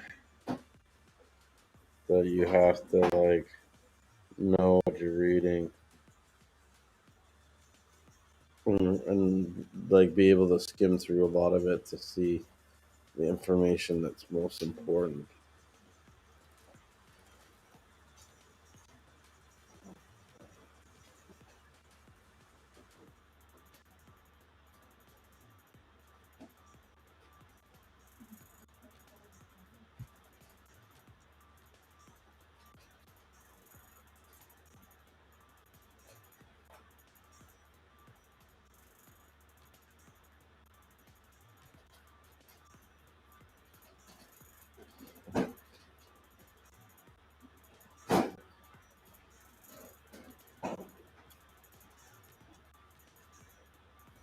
Yeah, doesn't look like there's any real significant data in here. Just talks about the livelihoods of the different possibilities of things that they can do in their community.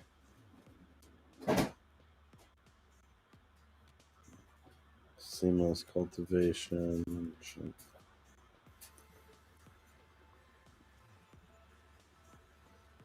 Yeah, forget about that. So, hey, Reginald, welcome. Thanks for joining us on Clubhouse. I'm going to send you an invite to speak. And if anybody wants to come on here live and get their questions answered or have questions that they want to ask, you know what I mean, click the links in the chat box there to get added as a guest. And you know what, maybe I know I said I was going to do this before where I was kind of what was the word I was going to look for? I wanted to kind of filter out some of the stuff before I showed it. But I think I'm going to take everybody and do a quick look at my ad manager to show you guys some of the ads that I was delivering and the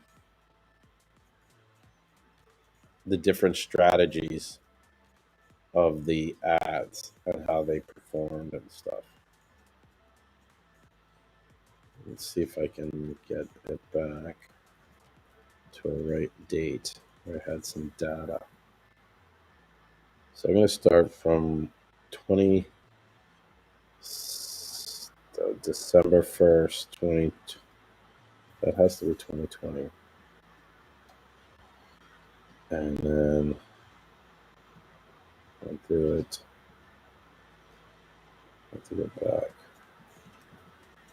All right, yeah, to March.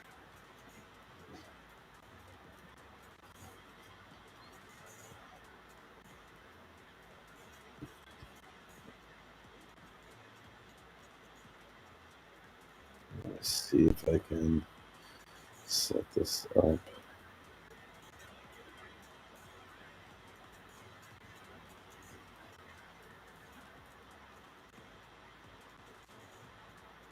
Okay. So I'm going to give you guys a rare peek of our, where is it here? Our ad campaigns and our stuff on our ad manager.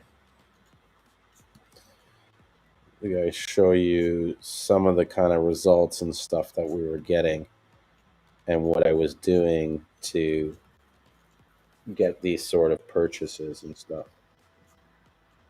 So what you're looking at here is my ads manager for, and these are the dates from, I don't know, here it's showing, let me go back here. It's showing 1 year, but really I wanted it to do,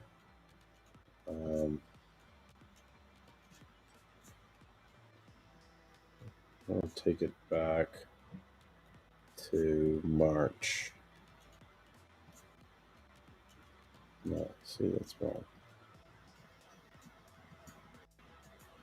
So this is December 1st, December 1st to March. There we go, update. Okay. And so what I'm going to show you is some of the lower price ads that I was running and how I was spending and what kind of ads they were doing. So here's one of the first ones I had here. This was a video that I produced that was it was called "Why Seamoss Has Salt." Okay, and so the purpose of this video ad that I made was basically to find um, data or to collect data on people that were interested in CMOS. Because if you had an interest in CMOS or somewhat of a knowledge of CMOS, when you saw the title, why CMOS has salt, you would want to click this video to sort of watch it, right? And so the video is here. I don't know if I'm able to actually click the ad. I think I can edit it here.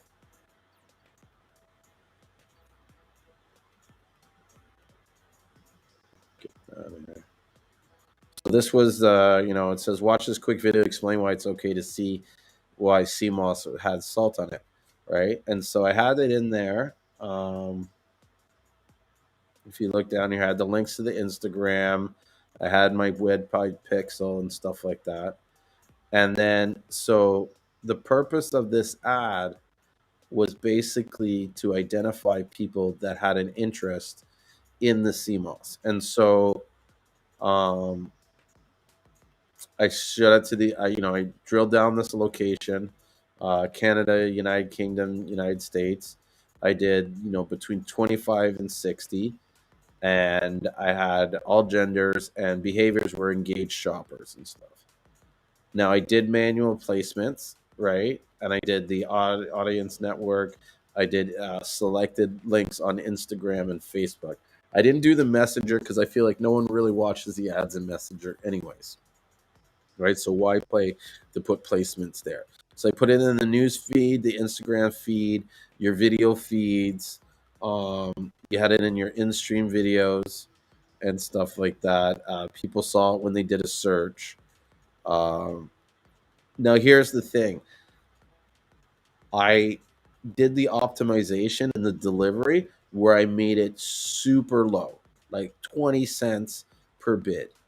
And the reason why is that my purpose in this ad was not to be number one played. It was to get as cheaply played as possible. Meaning anybody that clicked it, I didn't want to spend a lot of money getting, because I wanted it to have a far reach and to be as cheaply as possible so that I could gather the most data. All right. And so I put that ad as 20 cents. And if you go back into here, you'll see that the cost per played view was 5 cents. Right. And so using my bid cap here, I got, during those 3 months, I got 17,000 plays that reached over 8,000, just under 8,000 people, 54,000 impressions. That total cost from the August when I started it was $827. This frequency means that people saw this ad about 6.85 times, right? The cost per 3-second video play was 3 cents, right? The cost for the full play, I don't know what true through played stands for, but I think it means a certain amount of time. The unique click through rate was 9%. So pretty much everybody that saw the ad, um, about 9% clicked it. And so every person that came to the site, they costed me about $1.12. Out of all those people, there was about 4 unique ads. There was the 30 ads to the payment card. This means that 36 people came to the site and added their tried to place an order, and then out of them, 18 of them actually initiated the checkout. Okay, so there wasn't a lot of purchases, right? If you can see here on my ROAS, return on ad spend, I was actually for what I spent, the what was calculated as a return wasn't good. But see, the point of this wasn't to actually convert people into purchasing. Although you see here, I got $338.72 in sales, right? The cost per purchase was pretty high. At For every person that purchased, their cost was 103. Now, at the same time, my average order amount is about $140, $150. So in some ways, even though the cost of purchase was high, it wasn't high enough that I was actually losing money, right? But keep in mind, this here is not the purpose of this was to get data and to reach people through this, you know, through these links, right? Because once they went onto the site, the pixel would pick them up, and then I would be able to use them in future campaigns and different stuff where I would target these ads. So I ran a few of those, right? There's this another one here, audience building. So we'll go into that one, show it.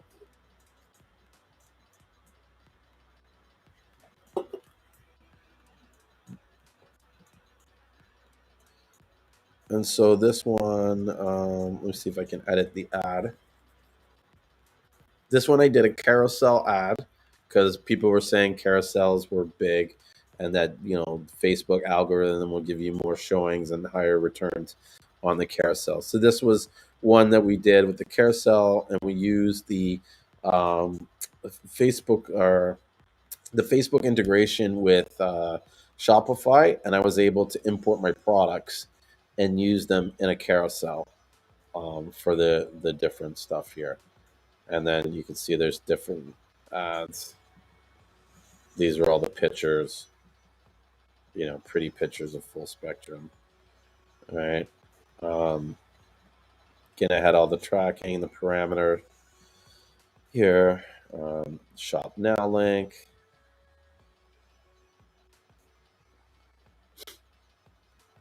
I had the audience here. So this one I shot out to people in Canada, United Kingdom, United States. I did 25 to 30 to 55 because I figure most people under 25 are not really looking to purchase Seamoss online. All right. And then I put all the interest, organic food, vegan recipes, healthy habits, natural, blah, blah, blah. I mean, like I said, this is more to build an audience. It's to send traffic to your website and get them to look around and see who you are, and and just build your audiences based on that. So I had a cost control, but it's not showing it here. Maybe it's in here. My daily budget at the time, I had set it for 50. Now in the beginning, I recommend that you don't do a high amount. You will burn through your budget right away. You want to start building using like $5 a day, right, till you start seeing where your traffic's going and where they're coming, and then you can better sort of optimize where you're showing your ads and to who, right? Pretty sure. I don't know where it shows it, but I had a cost control on this. I know I did. I'm just trying to figure out where I set the price on this, because I know that even with this one, and you can look at some of your ads and you can see like, okay, between the ages of this age, 25% were men, 5% were female. And so, like, even now, it might make better interest for me to um, say only stream ads to um, ages to men ages 25 to 35, ages men's 35 to 45, and then maybe the women here, because if you look, between the ages of 25 to 44, the women, they only represent 7%, and you have a larger amount of males at a younger age, and their cost per result is actually cheaper. So you can stream to these ads to these people for less money than you would with the females, right? Even here, the average is 22 cents, and you know the average for women are 26 cents. Let me know if anybody has any questions, or I'm just like boring people, the hell out of people out of this. And maybe I should kind of speed it up a little. Okay, so we got a platform, Facebook, Instagram. Uh, let's go back to performance.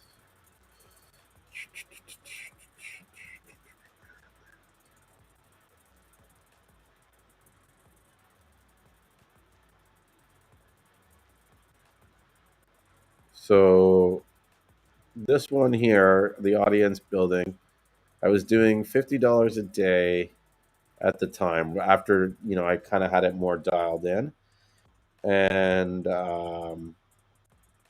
we had the website views, and then so the reach was 4,338. Did 789,000 impressions. That was 23 cents per viewed content. And this is from December to March that I spent this amount of money, $2,000 at 1.57 frequency.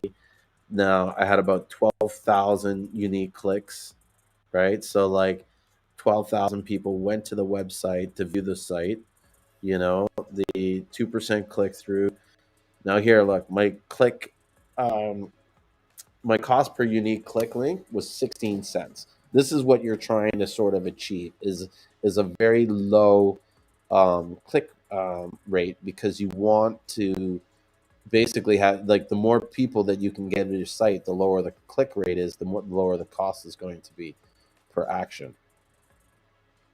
So out of those, 27 added to the cart, 12 made unique checkouts initiated. The ROAS was 0.6. So this again was not, like, on paper, was not a big return, but the traffic that it generated to the website 12,000 people clicked on that site. My then the You basically had 12,000 people view your site for $2,000, right? And each person that went on that site, you were able to capture their information and be able to resend them more more ads. You know what I mean? The idea is to get people that are interested in CMOS and only stream ads to them, so that you're not spending ads on people that are not really interested in your product. You know, here's another one that I got here: driving people to the website. This one was about what was it about? Purple sea moss. And even in this one, I did a couple different bid strategies here to see what the cost was and to how many people I got in the landing view and the cost results, right? And even look here, right? You're paying 20 cents per landing view. You're getting, say, you know, 9,000 people coming for $61 as opposed to 22,000 people at $180.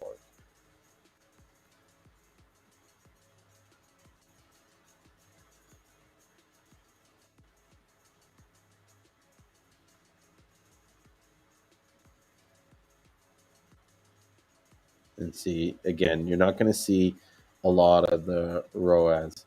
But even here, look, the cost per purchase was $36. Now, if someone comes and does like a $200 purchase or $150 average purchase, this cost per purchase is not that much, considering that you've gotten so much from that person that made the purchase. You gotten information that shows who is that kind of person that buys, and also you can now give them more information, or you can like now send sales to them because they've made a purchase on your site, so they're a customer now. You know what I mean? And now you can sort of stream more ads to them and get them more just buying your product. All right, and I'll just show you the ad that I gotten from this. I made this, got purple sea moss, the primary text here. I didn't try to put too much things. Here's another thing that Facebook can do that a lot of people might not know until you get into the ad manager, but you can actually make multiple headlines. And so Facebook will stream these ads and see who responds best to these different combinations of ads, which you could do yourself, but would take a tremendous amount of work, and even trying to like, how do you put it, to analyze that data and to keep track of it is a job in itself.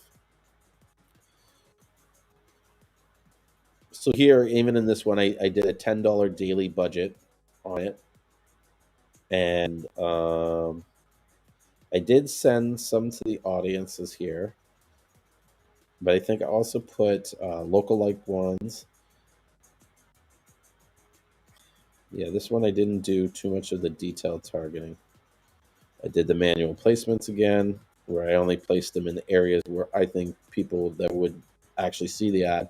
And then I also put the big control where I put a low price so that I can ensure that I could submit more ads. Right. So these are a lot of the what I would call my sort of feeder ads. These are the ads that I use to feed into the site so that I can create um, audiences from those sites.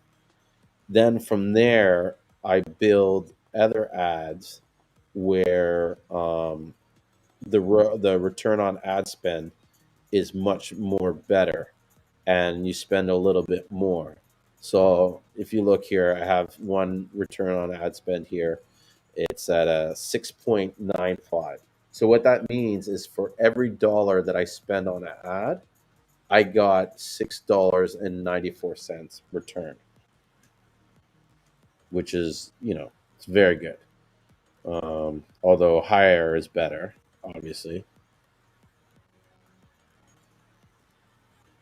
But to And even this, looking in, I can go back now and sort of create sub ads where I would figure out, like, here, it cost $13 to send this same ad to a female than it is, it costs $24 to send it to a male. So looking at this after you've done some initial tests and you're ready to scale this ad, you'd want to go back and recreate a subgroup of ads within that sort of ad set and have them defined so that you're streaming more to females than you are to males, because the more you know you get almost the same results from the females as males, but it actually costs you less to push those ads to a female population. So you can save some money on that, right? So to show you from the beginning here, that one ad there resulted in 23 ad purchases. It reached 12,500 different users. It had 24,000 impressions. The cost per purchase was $18. The amount spent on that ad was 417. All right. So average person saw it 2 times. Um, and actually, what is this? This is a video. Let's look at the ad. I think this is the ad here. And look at this. These ads. One word, one look, was solid took. You got me hooked, now I'm falling so fast for you. It's not like these ads are like high production super ads.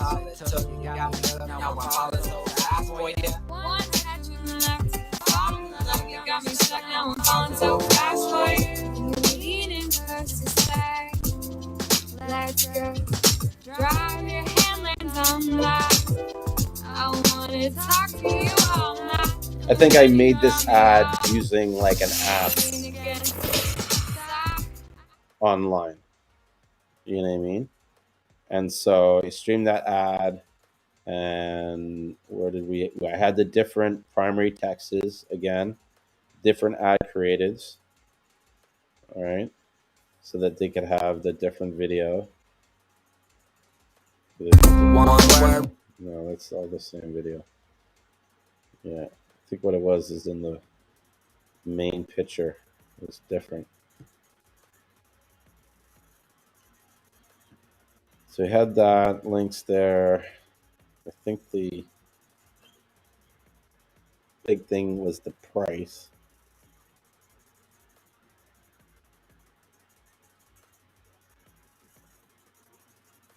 So I used these audiences, streamed it to these areas: Australia, Canada, United States, Europe.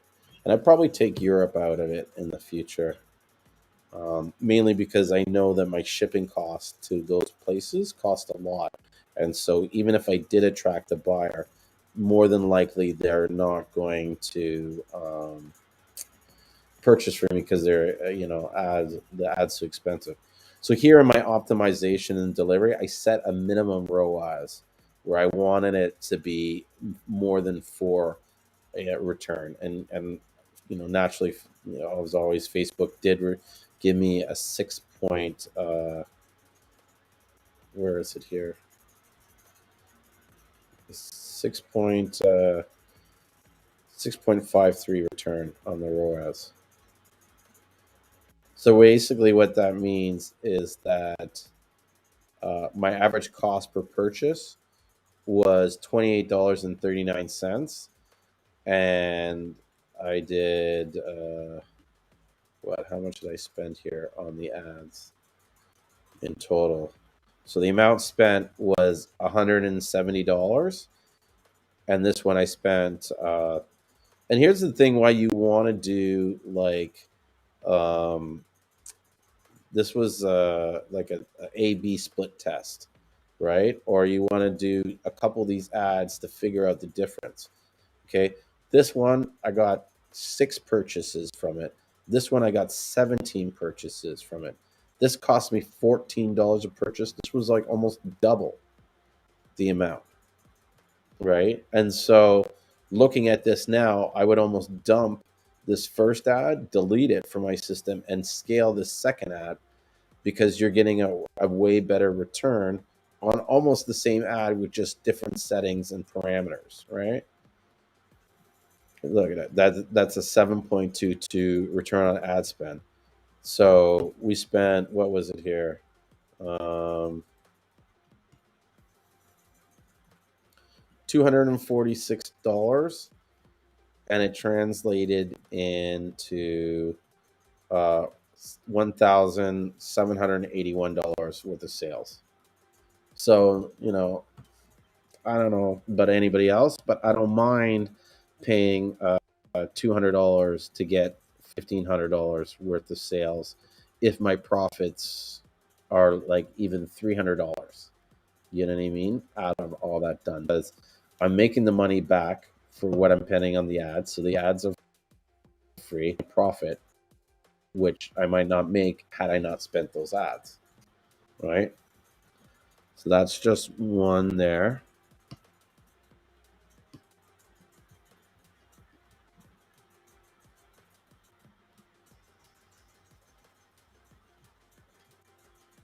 So BG just wants to say, can you also touch up on what you covered in the previous slide regarding on getting our products in stores? Yeah, of course. I'm just gonna, and because I think people kind of get the gist of what I'm trying to explain in doing these ads, and I think they see enough to say, okay, you know what, investing in these ads, if done right, will work, and you will, see a good return. I'll show you guys another sort of example using the ROAS. And see, this is why it's important too to make sure that you set your everything sort of upright, and you do it in the, I guess, the right process, the right method, so that you can calculate, or you can see the work that you're doing, and know when something is being a good return on an investment, or it's a bad return on investment. Here's one that did really well. Look at that, 11 ROAS. This was on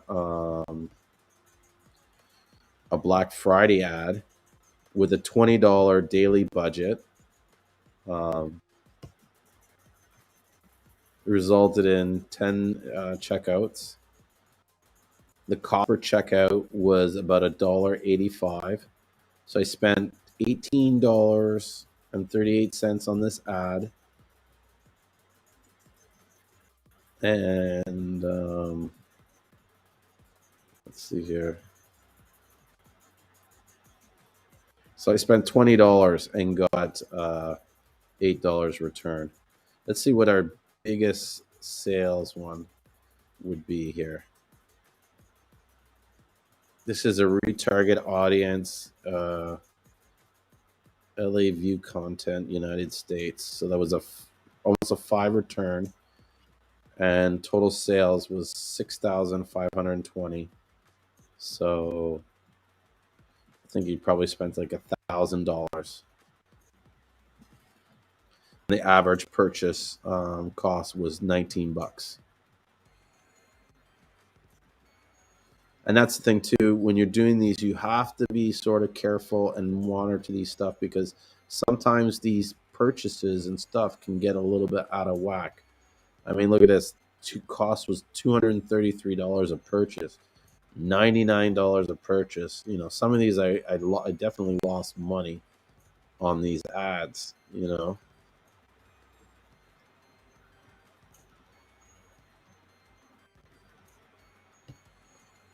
And some of them were in the learning phases. You know what I mean? It is kind of what it is. But when you get to down below here, and you're paying like $10 per purchase, you know what I mean? I think this is a great ad right here.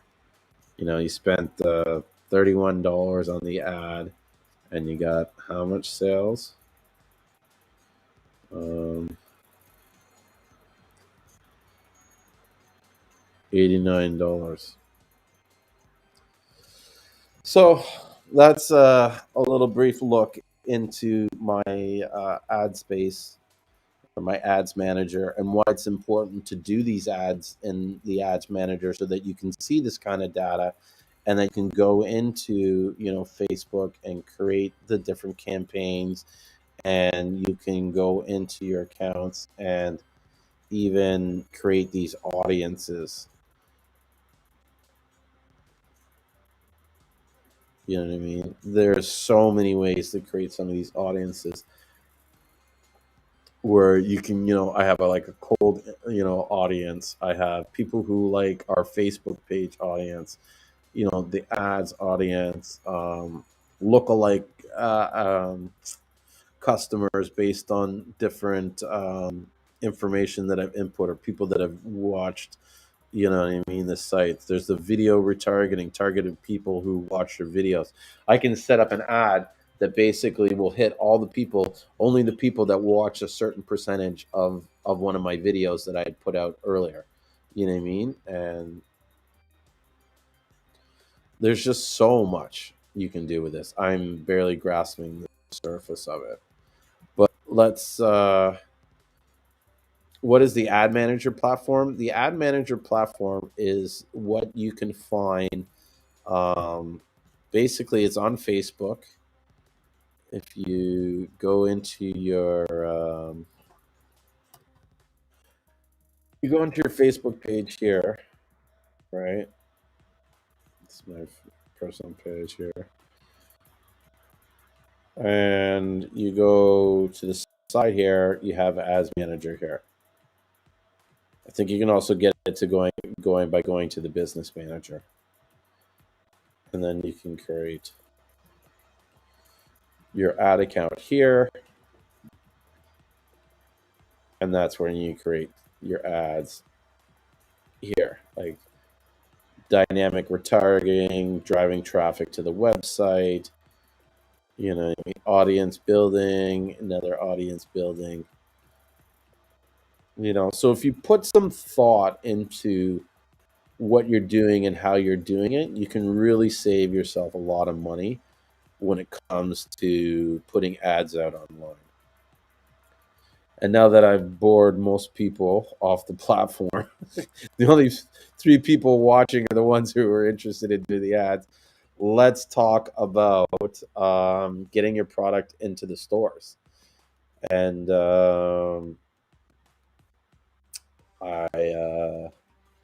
not sure what area you want me to discuss about it. I can talk about what we've done recently to get the product in the stores and really how easy it is.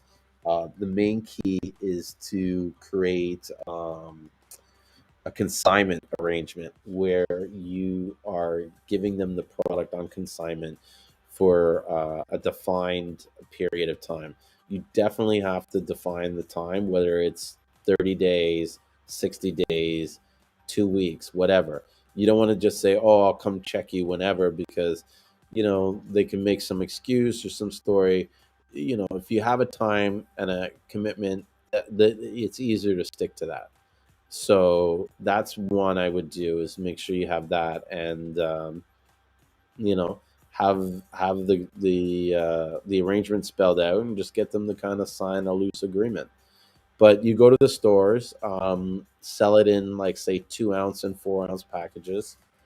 I find that the 8 ounce and the 12 ounce or 16 ounce packages, like the 1 pound, they well, the 8 ounce is not too bad, but the 1 pound definitely.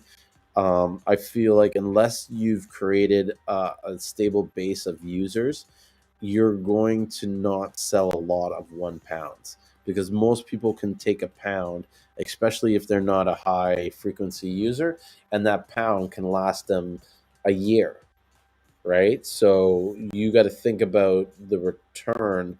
Like, your business is going to make money on the repeat business, right? And so if these people are not repeating for you for another year, then you're going to have to find a lot of people to fill in that gap until they come back again. right? And so that's why it just, doesn't make sense to sell these large quantities. You know what I mean? It's like going to Costco and you live by yourself. You know what I mean? Like you're overbuying in a sense. So you're overselling to these people when you give that to them by the pound. A 2 ounce, a 4 ounce, especially for a new user, that's more, in my opinion, digestible and easier for you to convert them into a buyer with that. When you're dealing with a price point below $30, people are happy to just throw away $20 like it's nothing. So you price the product somewhere in around there, and you increase the likelihood of them taking a chance on buying it, even if they're not really committed to it or interested in it. They're not afraid. It's easier to get them to risk $20 than it is to get them to risk $60 or $50. You know, so yeah. So that in itself, you sell the smaller quantities. I would put a list together of the stores that you want to target and just hit them one by one. And it's like a numbers game. And I think the more places you hit, the better it is. So, do you need to add the nutritional facts on the labels? That I can't really answer for you because um, whether you need to do something or not would depend on the location on where you are, right?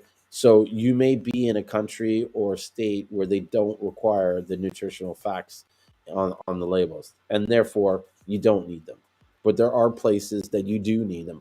I believe in Canada, there's certain situations when you're putting products in the shelves or selling them in certain stores that they're going to require a label. Definitely, if you want to sell on Amazon or sell in some kind of big box store like Walmart or anybody that has to do large scale inventory, they're going to want to see some kind of barcode so that they can have the product easily scanned, excuse me, when a customer is making a purchase. So if you can get the nutritional facts easily, and if you can get barcodes on them, then I recommend you do it, right? Don't um, don't cut corners in areas that you don't need to. Now, if you ask me, Julian, should I, wait 3 months to launch my product so I can get the barcodes and thing involved? I tell you now, fuck it, just go and sell the product. We For most of our products, we don't have barcodes on them, right? Because we just want to get the product out there, get us some sales going. But I know that if we wanted to get into certain markets, we would definitely invest the time in getting these barcodes or getting whatever they need to get it done. It's like Ricky McBride or whatever, Ricky Ray Gold Seamoss. He was like saying the other day, it's like, what's next? What's next? What's next? Once you get into this habit of realizing that these things are just a process, and it's a matter of just dealing with it and what's next, you train your mind to not look at these things as obstacles, but just look at them as like tasks. You know what I mean? And then it becomes easier for you to manage mentally than like, ugh, another roadblock. Oh, there's so many times like I've heard people sit there and say, "Oh, well, it's so much paperwork." It's like, well, paperwork is paperwork. Fill it out. Like you're just really filling out forms. You know what I mean? And how hard is that to do? It's only hard because you believe it's hard, you know? So that's my take on that. And maybe, in your wherever you plan to sell, it might be beneficial for you to call up a few stores and say, listen, I'm looking to get some products put in the stores. And, your store is one of the stores I'm thinking about selling. I'd like to know what is the process and procedure to get products on your shelves. You know what I mean? They're going to answer yes or no, this is what it is, and blah, blah, blah. And then you know what you need. The simple question, can open so many doors. So I would do that, Um, definitely go out and meet them face to face to get into the stores. Offer to even do like maybe one day a month. You go in there and you give free samples and you talk about the product. You do some kind of like, product promotion and stuff like that. And when you do it, make sure you get someone to film it. Film everything that you're doing, and then turn it into content that which you can resell, right? So now you're killing two birds with one stone. You're getting your product out there to people to try, and then you're getting content for you to restream and do advertising. And like I said earlier, get samples. You should be like the Costco of CMOS. Everybody should be trying, especially if you're in the gel. You should be almost giving this shit away. You make so much money on you know what I mean, one jar of gel. You know what I mean, 1 ounce. It's like, well, here, let's do the math. Say you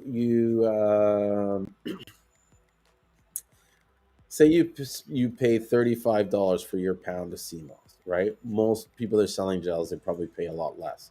But even at $35 divided by 16, if you got 16 jars of 16 ounces, you're paying $2.18. Do you know what I mean? The amount of samples that you could give away out of one 16-ounce jar. Do you know what I mean? Like, I would even give people like a 3-day trial. Take this and try it for 3 days and see how you feel. Most people, I'm almost positive, you give them a sample for free to try for 3 days, or you sell it to them for like $5, which you'll right there, what I mean, you'll get, the money back on the thing. Anything over $2.20, you're in the green, you're in the black or whatever. So sell a sample pack, a 3-day sample pack for $5, you know, and you're still making profit off it. And people are going to try it, and they'll be hooked. And you'll say, "Look, bring this back, and I'll give you a discount on the next jar." You know, like there's so many ways that you can sell this CMOS. It's ridiculous. Like, it is like never. It really comes down to what you put your mind to and what you believe is possible, or what you're willing to do, like the lengths that you're willing to. Because some people aren't willing to go and set up a booth and stop people on the street and ask them to try, and that's okay. Don't pick that as your way to market your product if that's not who you are. You know what I mean? Otherwise, you're going to have a very uncomfortable business where you'll be doing a lot of shit that you hate, right? So put some thought and think, okay, what do I like doing? And how can I take what I like doing and convert it into something which allows me to see a lot of people so that I can show this product to? Because it's really just a numbers game. The more people that see your product, the more people that are going to buy it. You know what I mean? You got to figure out the ratio at which people, how many people you have to show it to make it buy, and then you scale that, right? So if it's say for every 100 people you make 5 sales, right? Then you know that if you get 1,000 people, you're going to make 50 sales. To 5,000. You know, what I mean. It goes on and goes on. So, and then you got to figure, okay, this is how much money I'm going to make from that many sales. How much is it going to cost me to get that many people to see my product? What is the cheapest way that I can get this many people to see what I'm doing? That's it.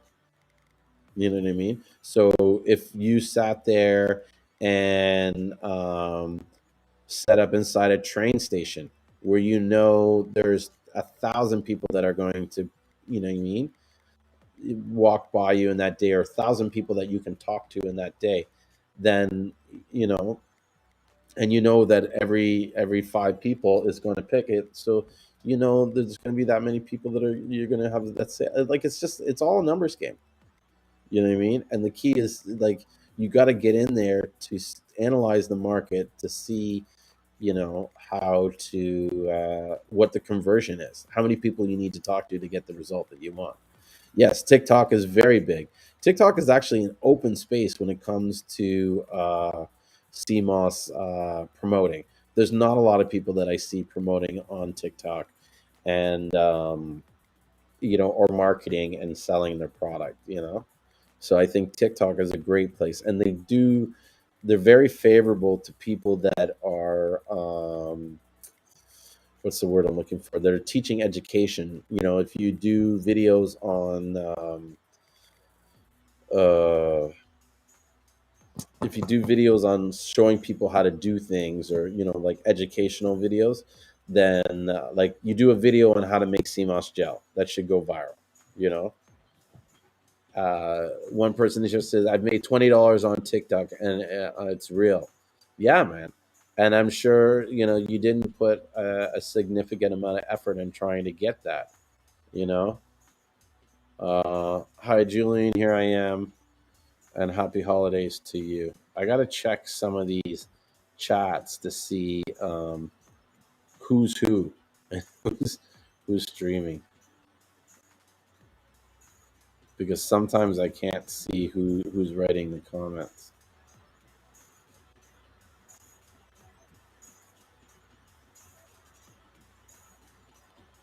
Uh, so Priscilla said was saying about the TikToks. Oh, it's Lejour, the lady that was watching usually late at night. Okay, yep. Hey, welcome, guys, and thank you for joining me.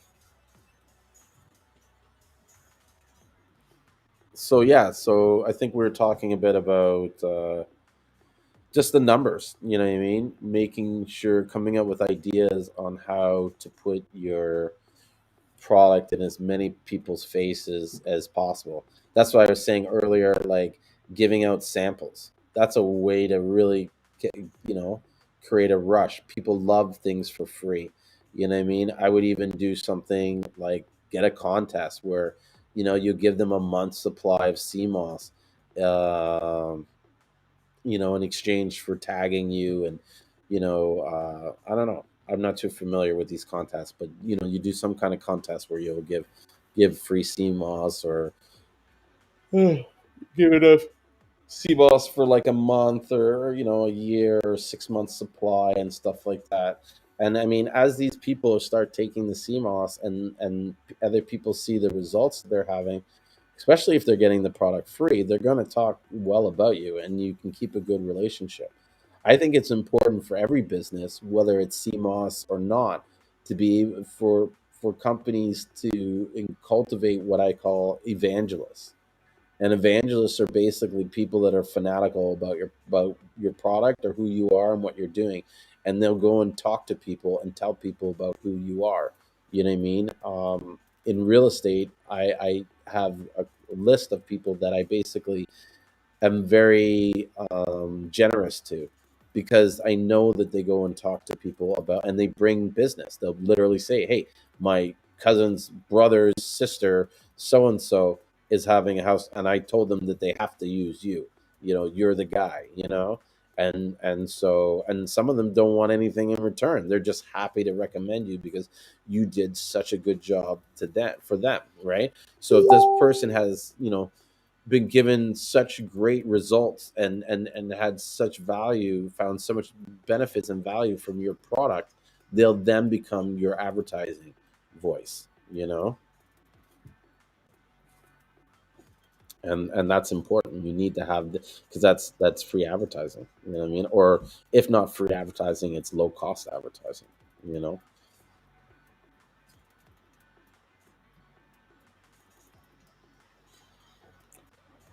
Yeah, it is getting late. Yeah, I'm surprised no one came today and to hang out. But I always do this. I planned the live stream kind of last minute, and I didn't invite anybody tonight. I didn't say, like, sometimes I'll call people and be like, "Hey, I'm going on the live stream, and so make sure you come and be a part of it, be a guest." But it is the holidays and everything, and so I understand people are probably busy, or they're recovering from all that food. I know yesterday, I ate a shitload of food. I basically went to bed at like 9 o'clock, 9:30. I was so tired from eating and opening up gifts, being up early in the morning and doing all that shit. Hmm. Oh, by the way, I should mention before I forget, if you guys haven't heard, I'm doing like a ridiculous, crazy sale. Um, I originally did it was going to be only for 2 days.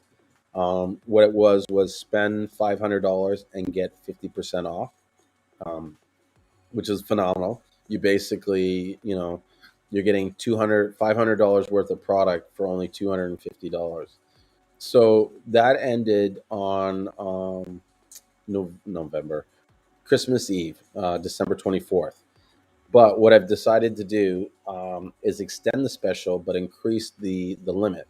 So if you spend $1,000, you have to spend at least $1,000 worth of product, to which you'll pay $500, or more. So if you spend $2,000 worth of product, you'll only pay $1,000, which is a great price. You'll be able to get gold sea moss for as low as $15 a pound, which I think is a really good price. Especially this is a price we're talking landed in North America. So we've already taken the time to box it and ship it from St. Lucia to right now it's most of it's in Canada, but we do have some in Atlanta. But the point is that you're not going to be paying any sort of custom fees. You're not going to have to go to the airport. You're not going. Everything will be shipped to your door by UPS, and you should get it in a pretty timely manner. Although I'll be honest, we are kind of with the sale. It was a little unexpected, so we're sitting on a lot of order. I'm going to be like packing CMOS for like the next 3 days straight, um, to get most of those orders out over the holidays. Yeah. Plus, we have new CMOS coming in, so some of these orders are going to be a little bit delayed because I I could send you old CMOS, but I'd rather wait and until the new order comes in, and that way you get some nice fresh, brand new CMOS, and it'll last longer. And yeah, I mean it's just better buy for everybody, and so waiting for that to come in any day now. Hmm. So, guys, let me know if you have any questions or if there's anything you want me to show you or talk about. We talked a lot about things in so far tonight. Showed you guys my ad manager account. We talked about the biology and life cycle of the sea moss, and the cultivation practices and stuff like that for sea moss.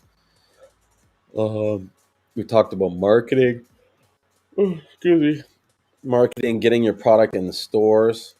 And really, guys, there's no trick to getting the product in the stores. You just got to create an opportunity for them that makes it beneficial for them. You know what I mean? Everybody's like, what's in it for me? And that's a fact. When you come into the store, they need to know initially what's in it for them. Yeah, so for us, when we got in the stores, we made it pretty simple. We decided, okay, this is your price point, the retail price, which would be between $25 and $30 Canadian, and we're going to sell it to you for $15. So if you want to, make $15 on an item, then you sell it for 30. Now, the key that we've done that makes everybody say yes is that we've given them terms, meaning that we don't ask for the cash right away. Sometimes, if it's a big order, I'll say, okay, give me $100 now, and you can pay me the rest later. But for the most part, we've been doing these, I guess what you would call them, starter packs, and it'd be 5 packages of each sort of flavor, which the flavors we have now are gold, purple, and green. And so basically, you're getting 15 packages at $15 a package, and then you're getting 30 days terms. So that's what 15. That's $45, or 45 packages. Or no, I lied. It'd be 15 because 5 each. times 15. So it's 225. So their commitment in total is 225 in 30 days, right? Now if they sell that for $30 a package, right? That means that they only have to sell seven and a half packages before they're even. And so in the 30 days, hopefully what will happen is they'll sell eight of these packages. If they sell eight of these packages, you're almost guaranteed that they're going to, you know, when you come back in the 30 days, they're going to re-up and get more packages. Plus, they'll probably pay you for the packages that they have. And I think that's something that's the sort of like the key, the condition we have. It's kind of like after the 30 days, you pay us the bill of what you owe, or you just give us back what you don't want to sell anymore. Like we'll take it back. Like obviously it didn't sell. You know what I mean? But you can always make sure that the product does sell by doing some additional stuff, like putting um, card information on it, doing taste testing. You know what I mean? I would be there every weekend and for like 2 hours a day. And that's the thing. You could take your whole day and go to like maybe five or six stores and set up a booth for 2 hours each and just meet the people and talk to them and say, here's some information, here I'm answering. And don't try to take their information. Don't try to like really sell them on anything. Just be there to be of service. You know what I mean? You're providing the service in which they will buy the product if they want the product, right? Your only purpose and mission there is to provide information that will aid them in a decision, yes or no. You know what I mean? And so, yeah, you show up there. You probably do four stores, five stores in a day. Over 3 days, you can do a bunch of, you know what I mean? And so, where this I feel makes sense, or where you can turn this into almost a full time business, is that okay? Let's do the numbers here. Like 15. What is that? So, how do we put this here? Let's say we're selling the packages 4 ounces for $15, right? 4 times 15, that's 60. If you're getting the CMOS for say $25, or let's say you're even getting it for 30, okay? You're now making $30 off that store, off 1 pound, right? Which would be four packages. So yeah, 4 times 4 is 16. That's 16 is 1 pound, $30. So if you did the 60, so you did $30 off 1 pound. Say that store sold 6 pounds in the month, right? So that's 6 times 30. That's 90, right? And you're making, well, first let's do this. Let's establish how much you're making off a pound. So if you did $30 divided by, or off a package, divided by 4, I think that's it. So you're making $7.50 off a package that you sold for $15. So you're making half. So that times 5, that's 37 times 3, that's 112, right? So say one store you make $112 in a month, right? They sell 15 of your packages, maybe 4 a week. You know what I mean? So they sell the 15 of your packages times 7.5. Hey, and someone call me out if my math is messed up, because it is a little late. I'm a little bit tired. You know what I mean? So 7 points. So you're making $112 off each store. Say you had 50 stores. That's $562. That's $5,625 off 50 stores. Now, how long do you think you could get to 50 stores if you say tackled 5 stores in a week, 1 store a day? Do you know what I mean? And you built it to where you're making that much off each store or off the 50 stores. And that's just a small number, 15 packages. Do you know what I mean? You can almost like spend the $600 and pay someone, a group of guys in one day. You could probably get 6 guys to package all those packages in one.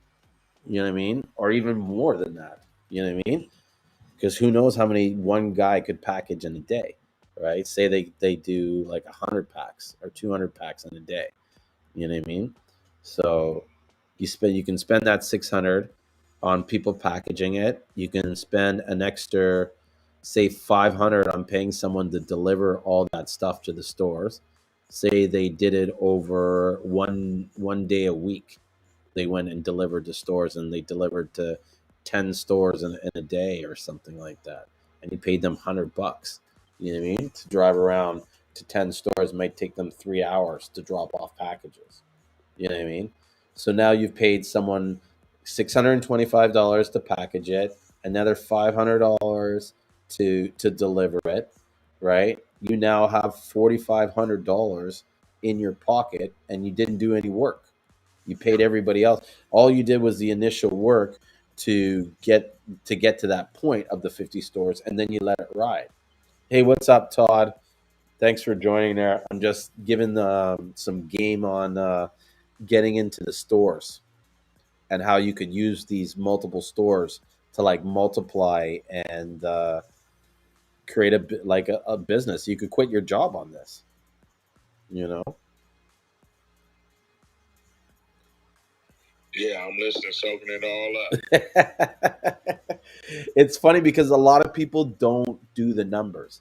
And when you do the math on it and you sort of break it down into these digestible points, you then realize, okay, a lot of this is just in your head, you know. Now, it might take some work getting those first 50 stores. I'm sure the first 5 stores are going to be harder, right, than the last 10 stores, right? But you get it. I always tell the people, use the first store as leverage to get the second store, and then use the second store and the first store to leverage to get the third store. And by the time you have 10 stores, no one's questioning you, right? Yeah, I get it. Because then you got your legitimacy. Okay, so in your opinion, do you need to be have a barcoded product to get into these type of stores? Then well, I'm sure you got to be insured, right? Like have product insurance. You know what? I honestly don't know. And someone had asked some of that question, like nutrient labels and stuff. Each each state, each jurisdiction is different. So to me, it's kind of like I can't say what you need and what you don't need. I would find out what you do need and what you can get away with at that time, and start with what you can get away with, and then work towards what you need. Do you know what I mean? Because what you don't want to do is, how do you say it, wait so long to get all the stuff in place to find out either you don't like what you're doing or the concept doesn't work. Like you always want to have proof of concept before you really put money into something and start diving into it deeply, right? And I know this: we don't have barcodes on our labels. I think the minimal thing you need on a label is you need to have the ingredient list, and you need to have the location with the phone number. Okay. Yeah. Okay. Yeah. What I meant by barcode was the UPC number. You know, that registration for your product is like a national database. Yeah. You know? Well, I'm familiar with that. And I definitely think if you want to get your product on, say, Amazon, or you want to get it into a store like Whole Foods or like any sort of chain location, you're definitely going to need some kind of barcode system, because that's how they price. That's how they, you know what I mean? They sell all their products. It's rare that they have a product that, you know, because it's their system, you know what I mean, for checking inventory and stuff like that. But like a mom and pop shop or like a corner house store, their dependency on barcodes aren't as great, I would believe. So that, you know, your need to be on that may not be high. But here's the thing: how hard is it really to get barcodes? You said how what? How hard is it really to get barcodes? Oh, well, listen, you go through that GS1 website and get them. Boom. Then do it. 50 for like 10 of them, something like that. Yeah. I think it's 250 for 10. Yeah. Yeah. Then do it. Yeah. Yeah. Do you know what I mean? It's an investment into your business. I would just say make sure that you're in it. Like you know, you've run the business for a bit before you make those investments. Okay. Yeah. Like one thing I used to see my mom's husband do a lot was he would start this business and he would go out and buy the pamphlets, the business cards, the letterheads, everything. And then he would get all the shit, and then he would decide his business changed slightly or something he didn't include on the flyer that he wanted to, and he's got to go and buy all new stuff again. You know what I mean? Where I would say to him, like, dude, why don't you just prove the concept and make sure this is what you want and this is the way you want it, and then go and buy the labels and stuff like that. You know what I mean? Then to spend all the money on the labels and then find out there was a mistake or there was something that you forgot because you haven't proven the concept or the market changed slightly or whatever. You know? Yeah. Okay.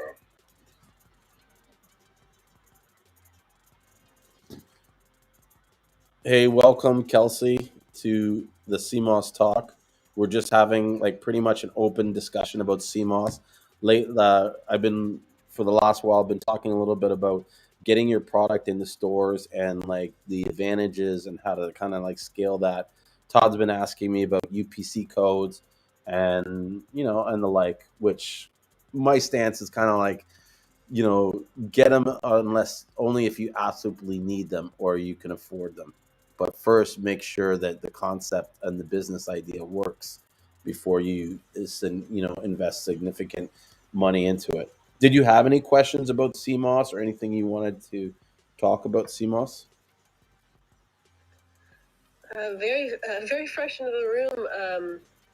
But I'm curious about two things. Somebody in an airport told me that they used to be a huge druggie and now they're vegan and eat sea moss and they're like their body's restored. So was really fascinated by it and have only consumed it about like a couple jars of it twice in my life. Mm-hmm.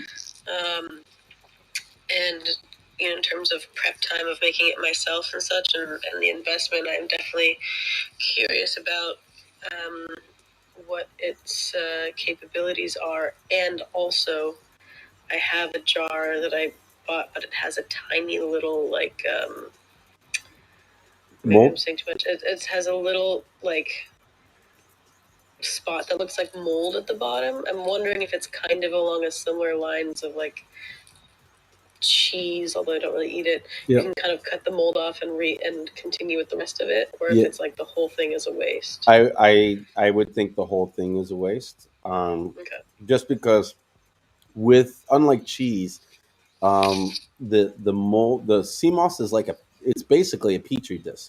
Like when the raw, I guess, building blocks for making petri dishes is sea moss, like agar, other carrageenan and stuff like that. So when the mold starts growing in there, where cheese and sometimes bread and stuff, it's kind of like confined to that area. It's usually all over the thing.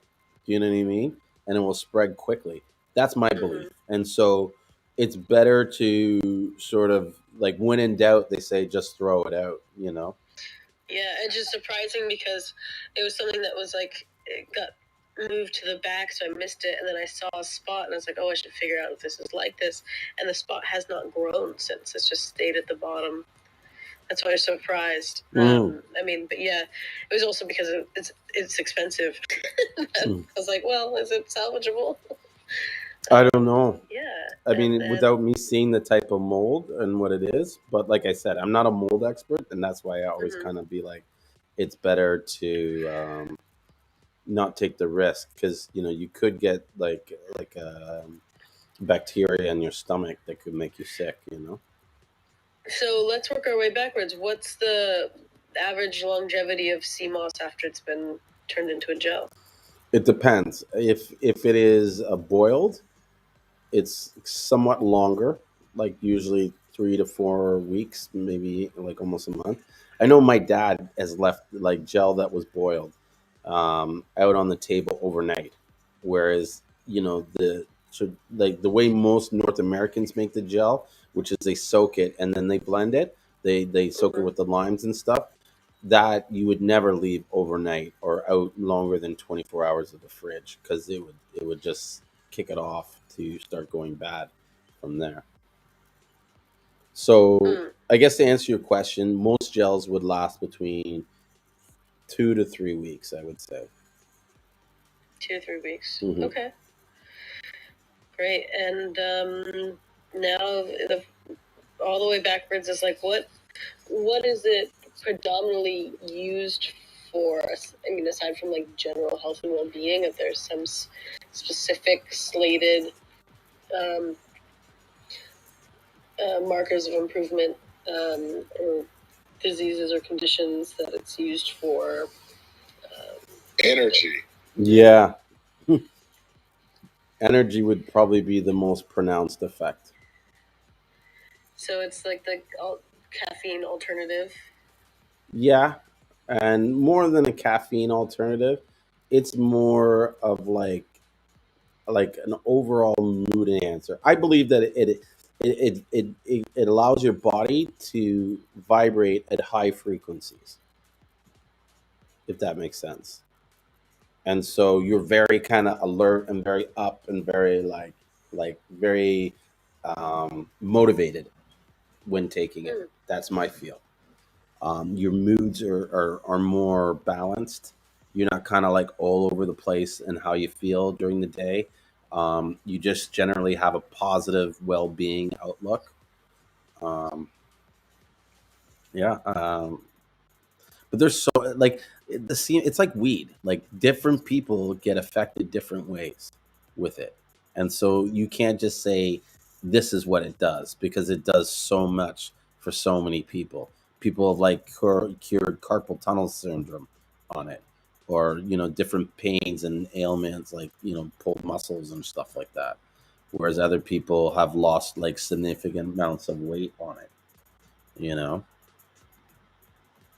so Wow. Well, I'm on a particular kind of health journey at the moment, so I was just wondering if and why it would be included in my health journey just because out of expense because I'm currently unemployed. So just wondering because I will be probably needing to purchase um,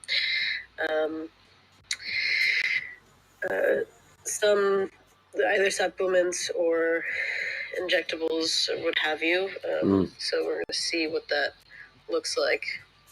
Yeah, the Seamoss in some ways is kind of like another guy that comes on this show a lot. This guy Ricky, he does Gold Seamoss. Ricky Ray's Gold Seamoss. It's like a multivitamin, and I feel like where it does its most beneficial work is it helps regulate or helps maintain the proper levels of nutrients that you need in your body. And so, no matter what you're eating or what you're doing, this stuff will kind of keep you at a particular level. Like it will top up all the areas that you're low in and help you be more balanced nutrient wise. You can almost even eat less food when you're taking this. When I'm on CMOS like regularly, like every day, I tend to only have maybe 1, 2 meals a day, you know, because my body feels more full and satisfied. Interesting. So I'm curious about a couple of things. One that's maybe a short answer is Irish sea moss. Can you grow it anywhere? Does it only grow in Ireland? Is it only Irish? Is it something you can kind of source locally, or just? So there's a lot of debate about these different types of sea moss, Irish moss, this, that. The one that is typically called Irish moss, or where the original Irish moss came from, is from a species called Condorus crispus. And that is, when you look at sea moss on photos and stuff, or like any graphics or stuff, where it has that kind of flower-like look, that's what Condorus crispus is. Um, Now, it grows mainly in Ireland and the colder Atlantic waters, but it has been reported to be found in areas like Spain, Africa. I believe that there's some in Jamaica and stuff. And so they just grow differently than those that would be growing in the Atlantic region and stuff like that. Um, but I mean, it depends where you live, if you could source that stuff locally or not. But it is good sea moss to have. I've never personally tried it, but those that have tried it are very happy with using it. To say one's better than the other, I like to, how do you say it? Unless you have proof or actual tests, I like to believe that everything comes down to a matter of opinion. And so there is a lot of people that believe that the Condorus crispus is, more nutrient dense, or it has more nutrients. But from what I could find, there is no sort of like, we put this sea moss against these sea moss and looked at both the level of nutrients to see what's the difference. There's no study that I could find that does that. There's studies that show the nutrient availability in Condor's Christmas, but I also say the same in Garcilaria and Eukinema, where they'll show the stuff that can be, and they're all pretty much the same. I mean, these things are getting the same nutrients from the same water. Do you know what I mean? Like, all the water has nutrients in it; they're absorbing it. I don't feel like there's, like, Condorus Christus has 50 minerals and Garcilaria has only 48. They all have the same. Some might just have better concentrations than others. And that might not even be based on species, but based on water conditions, based on locations, and even based on the time of year. Yeah. Wow. Okay. I know there's a lot to take in. Sorry. No. I mean, I joined. I walked right into the room, and yeah, enjoy the uptake of the nutrient information as nutrients, I guess. And so that's what I was kind of curious about the expense. It seems like the expense also has to do with import as well. And so then I'm also assuming there's Seamoss farms in places, not just like wild, harvested, but also now people are cultivating it. Okay, and then it is a multivitamin. I'm curious if it's like functionally, if it's expensive and it brings you energy, are there things that you can cut out of your supplementation? Like what might you be like? I don't know if you cut out a full multivitamin if it has zinc or whatever, but are there things that you can cut out? Maybe that it could replace in your life instead of it just being an additive.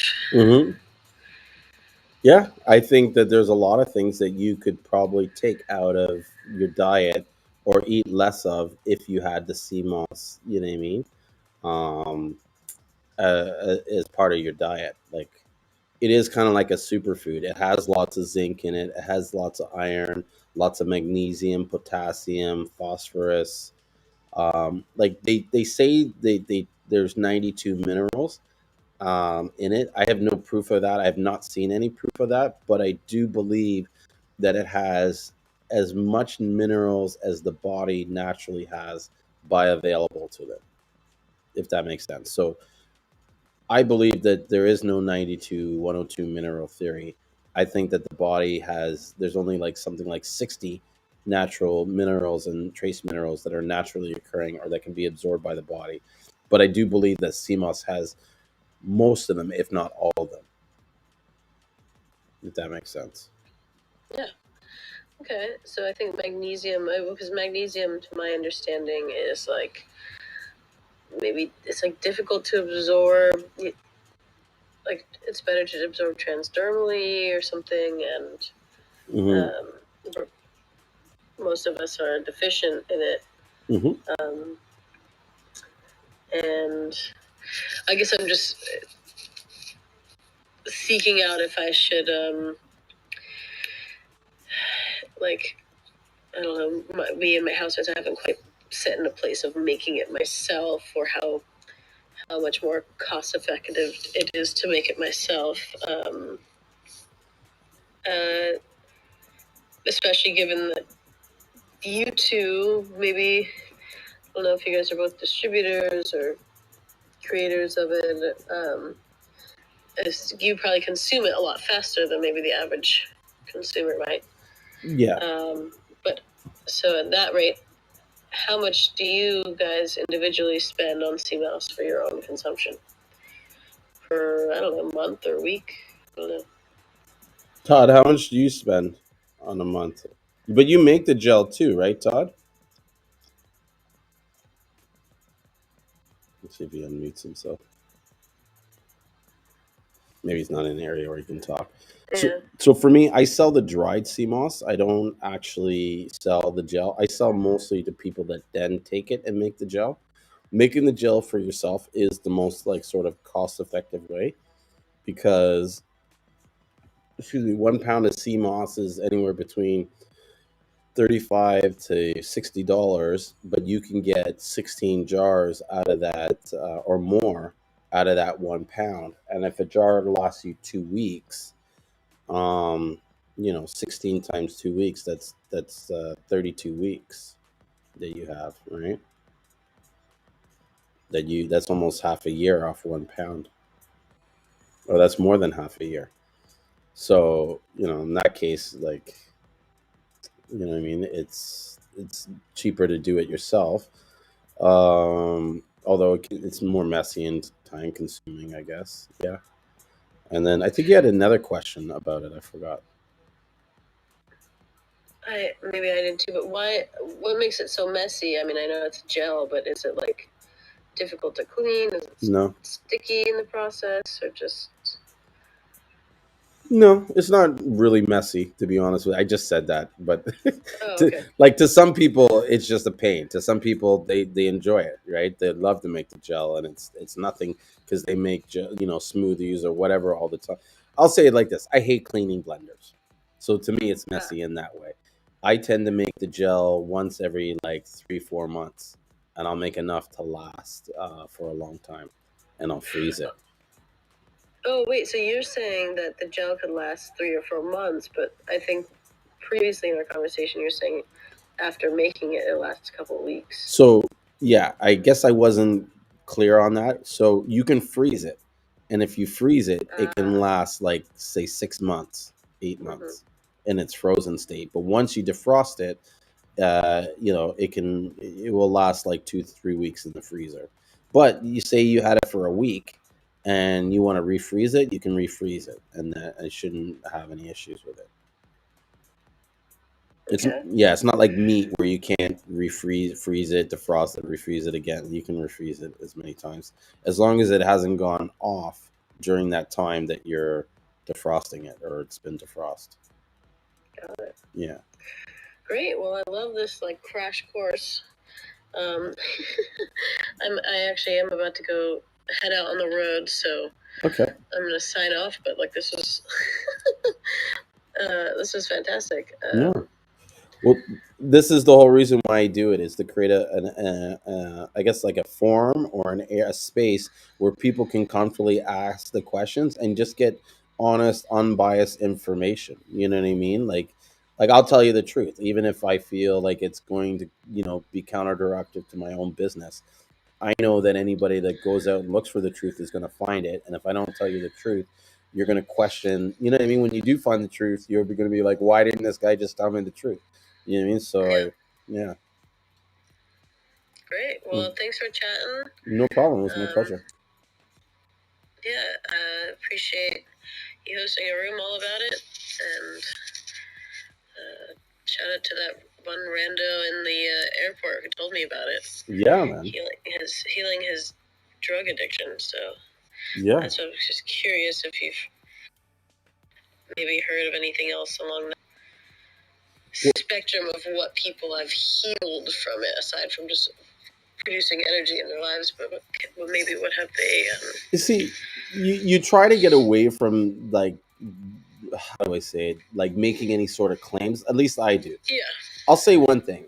Where my warehouse is, I have a guy who has no connection to Seamoss, nothing. The only reason why he knows Seamoss is because I have that warehouse there.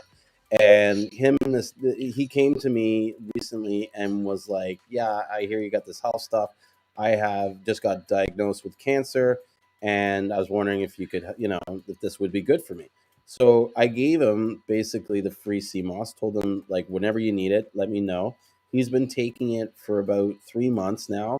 Plus, I give him some soursop leaves to make some tea, but not that much. But he came back recently to get more, and I was like, "How is it going for you?" And he's like, "Well, I feel a lot better. I feel like my health is better," and he looked better, just like his overall mood and stuff. He had lost a lot of weight, but he seemed pretty, like, up, like positive. And he said that, my doctor says my numbers are going down, and that whatever I'm doing, to keep doing what I'm doing. So I'm doing the CMOS, so I'm going to keep doing the CMOS. You know what I mean? Wow. Yeah. That's great. Yeah. Yeah. So Great. that's, I guess, one benefit that I've seen firsthand through someone who's seen the results. But like I said, you try not to make these claims because everybody's different. And, so it helped with this guy cancer, but it's not guaranteed to help you with your cancer. You know what I mean? Of course. I mean, Yeah. that's also, based on whatever else I do in my life. Exactly. I smoke cigarettes every day and then eat Seamoss. There's some. Not to say that cigarettes are like the worst thing out there, but it's just one of those classic, like, Yeah. lifestyle. And if you have cancer, he might be making more changes to his lifestyle. Hopefully. Yeah. So yeah, I guess I'm also coming from. Sometimes there's the whole world of advanced alternative medicine that's ready not to make curative claims because that's sketchy, but to make like what they have they have patients essentially, and you're more in the distribution, so you have customers and not clients. If that, I guess that's a really narrow distribution. I mean, sorry, differentiation. Yeah. But it's cool that you do have that experience. I'm just curious how many more people, like if there were certain healthcare practitioners that say supplement with CMOS instead of this multivitamin, maybe they would be able to help attribute studies with what your work is capable, like what your product is capable of. If that makes sense. No, it does, and it brings up a good idea where it's like, maybe I should start pooling some of the people that like that buy from me, because most of the people that are buying from me are dealing with the health people directly, whether they're selling the gels or making it into powders or whatever. You know what I mean? They're seeing more people with health issues than I am. Right. So maybe it's like, if it's small and simple like reviews, or if it's highly advanced like making its way into medical studies. So that could be, which could be fun, because especially if you have a very measured level of production, then that would be a cool intro into the the scientific study world. Yes. And then you can say, this was used in this study, and that would be a fact, you know. Yeah. Like, this was the brand that's used in the study or whatever. But just thoughts out loud in terms of, like, me ask. You know, I know that I was asking, most people said energy, or sorry, most. You guys both said energy, but I'm curious if there's other properties that are useful that also help in your production, in the acquisition of clientele or customers or something. There is a website called Detox and Cure. They sell Seamoss, but they also have a huge resource of information about some of the known benefits, and they have sort of like the data and the research that backs up like where they found this information to kind of corroborate with what they're saying that Seamoss can do. Okay. Yeah. Great. Detox and Cure. Yes. Detoxandcure.com. Yeah. Great. I'm headed there. Yes. All right. Well, I appreciate you guys.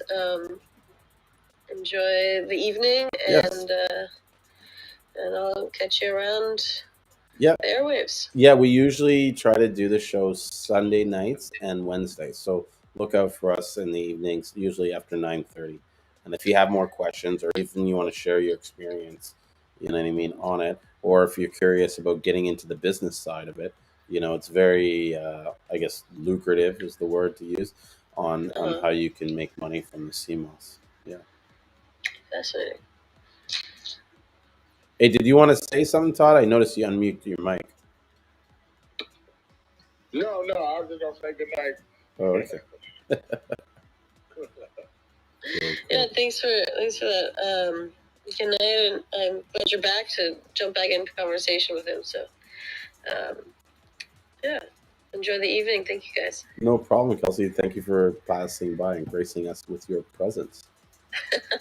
Sure thing. You're welcome. Detoxandcure.com. Yes. I'm glad I gleaned that. Thank you, guys. Yes. Cheers. Cheers. Take care. All right. So someone here had a question that I didn't get a chance to. It says, how long can you leave gel soaking on the counter? I wouldn't leave gel soaking on the counter more than 24 hours without putting it in the fridge. That's my view. Now, I've never done any tests to see how long it can last on the counter. Anytime I've done it more than 24 hours, I've thrown it out. Just as a matter of precaution. Mm-hmm.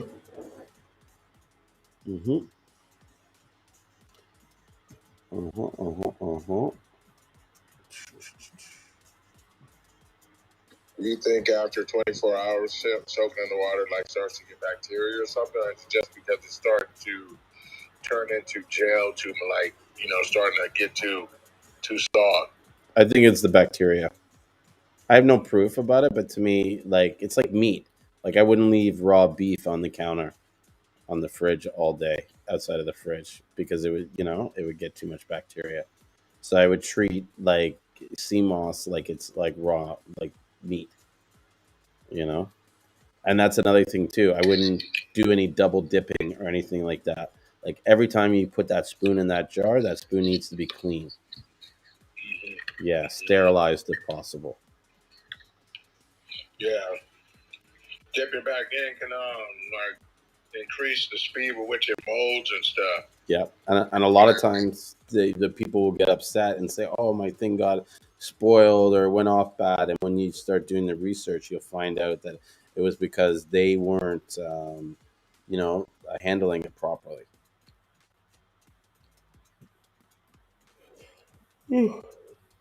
Which is unfortunate.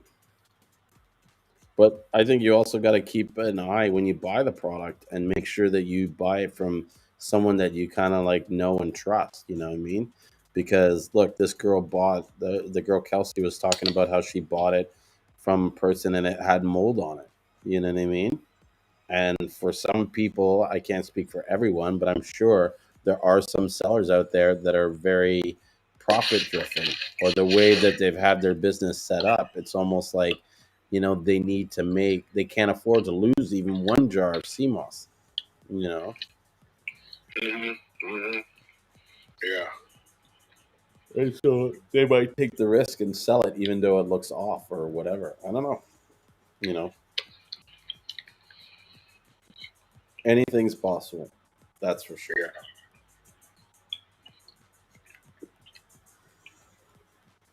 What were they saying earlier regarding the flavoring in the sea moss? I'm not quite sure. You talked a few things about the flavoring in the sea moss, and let me just go back and see on some of the comments. Yeah, I just got a message in the back channel that that's what the topic was.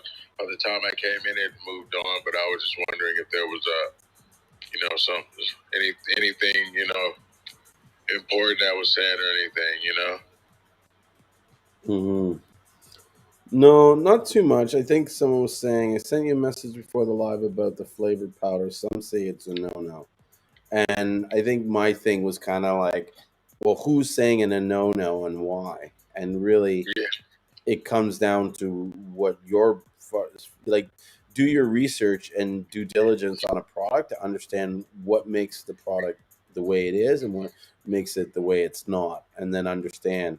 Then you'll understand whether or not the flavor is good. You know what I mean? Because Yeah.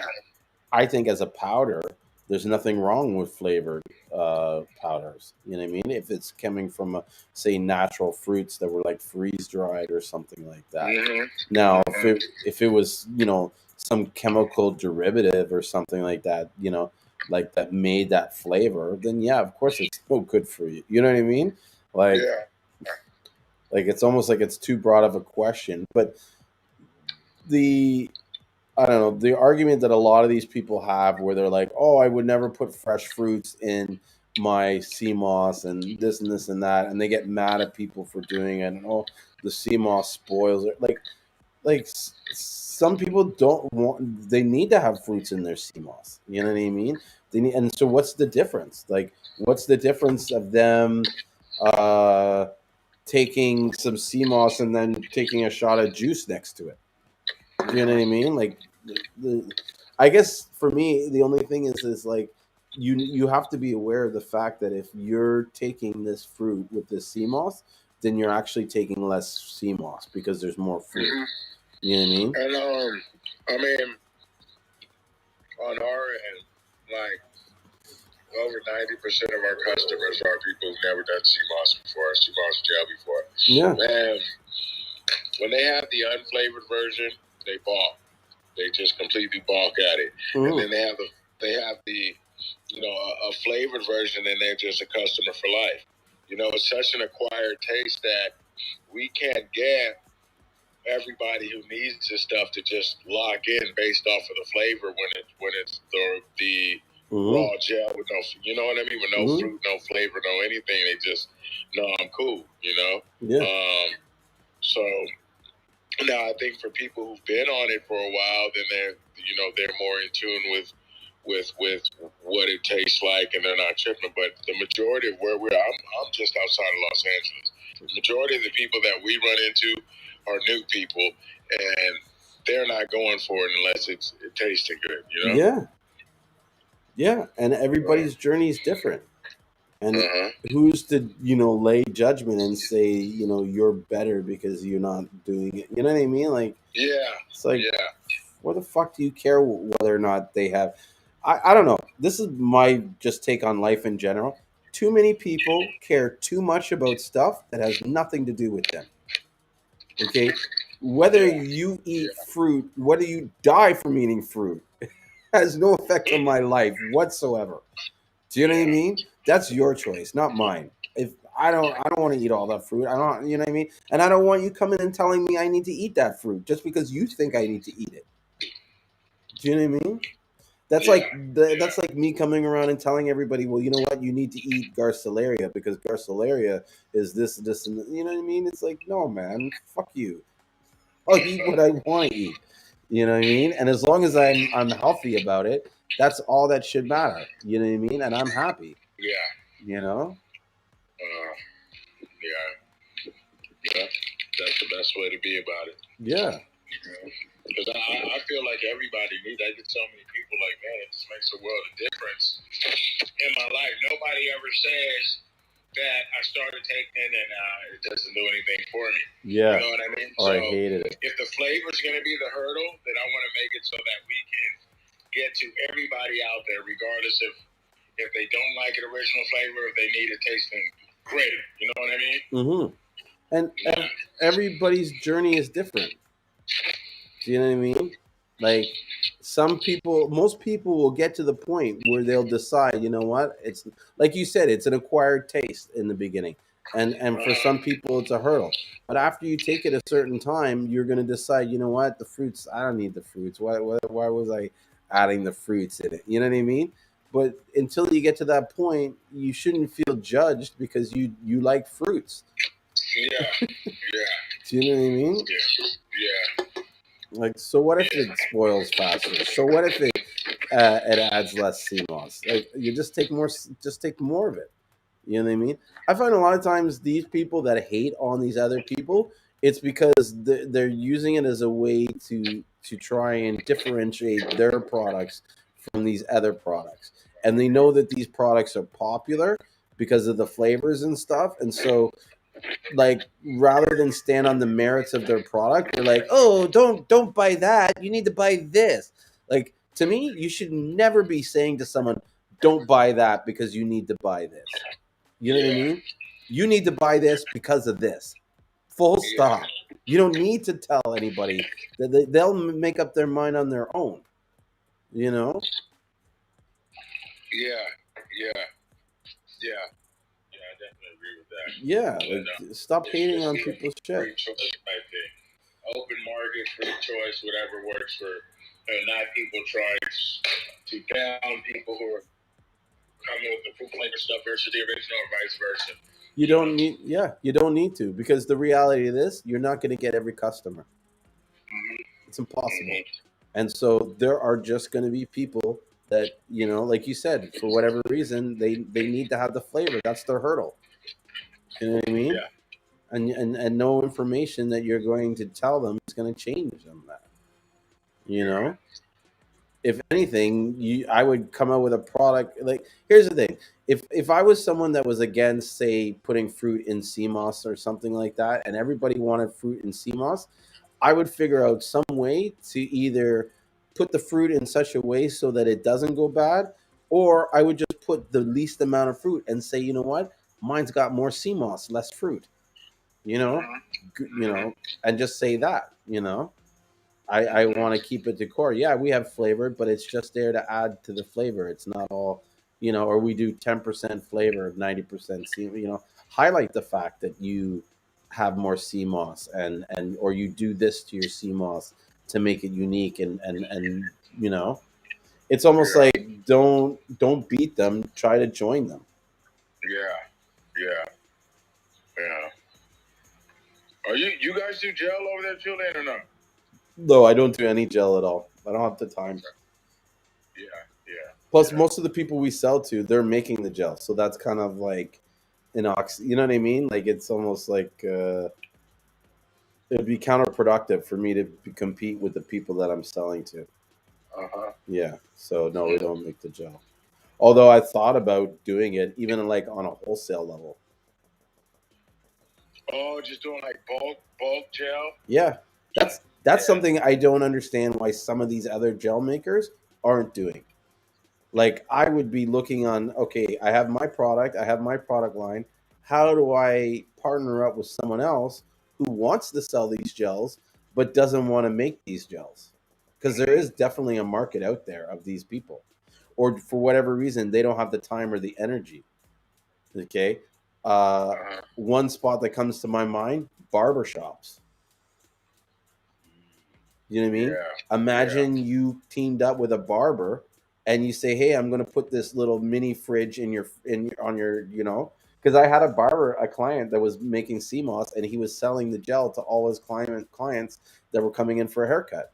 And he would just put the fridge on the table, and I told him, I said, just put it on the table, have a clear thing so that they could see what's in there, and I guarantee you anybody that sits in your chair is going to ask you what's in the fridge." And then that's when you're like, "Oh, what's in the fridge? Oh, it's CMOS. Oh, I've heard of CMOS. What's it about?" And then you're cutting his hair, and the whole time you're selling him on CMOS. Like if I was a barber, every guy who got a haircut would be walking. It would be almost part of the haircut. You know what I mean? I'd raise my prices to include a free jar of gel. Yeah. So that's where I would probably get into the gel. Would be to wholesale it to stores or wholesale it to barbershops and stuff, and then have them kind of slap in their own label or their own branding, and then I'm just responsible for refilling them once a week with what they sell. Okay. I think that's a huge market that people are not utilizing. Because if you could go to a guy, even a guy that's already selling gels, if you came to them and said, "Look, I'll make your gels," and it might cost you $2 more per gel for me to make it, but you don't have to spend the time to make it. You don't have to invest in the CMOS to buy it. You just buy the gels when you're ready to buy the gels. It's no brainer. You can even go back to all the stores that you sold the raw to. I just did the math on those, and then go and sell them gels later on as a byproduct. You know what I mean? Say I have the gels already made now. And I'll put your label on them. Give me a label, and I'll put your label on them and let you put them in your own store. So how would you get around the shelf life thing? Would you just freeze them until they're ready? Yep. Okay. Yeah, guaranteed. That's another thing I'm surprised these guys aren't doing is freezing. Like me as a gel company or a guy making gel, I'd pick maybe 2 days out of the week where I would just make nonstop gel and just have enough for like a month's supply so that I can just focus, you know what I mean? Like it's almost like I would probably make enough for 2 months and make it once every 2 months, the gel. Pick 2 days and you know what I mean? Make it all up and freeze it, and then just spend the rest of my time selling it. And then as it gets low. Yeah.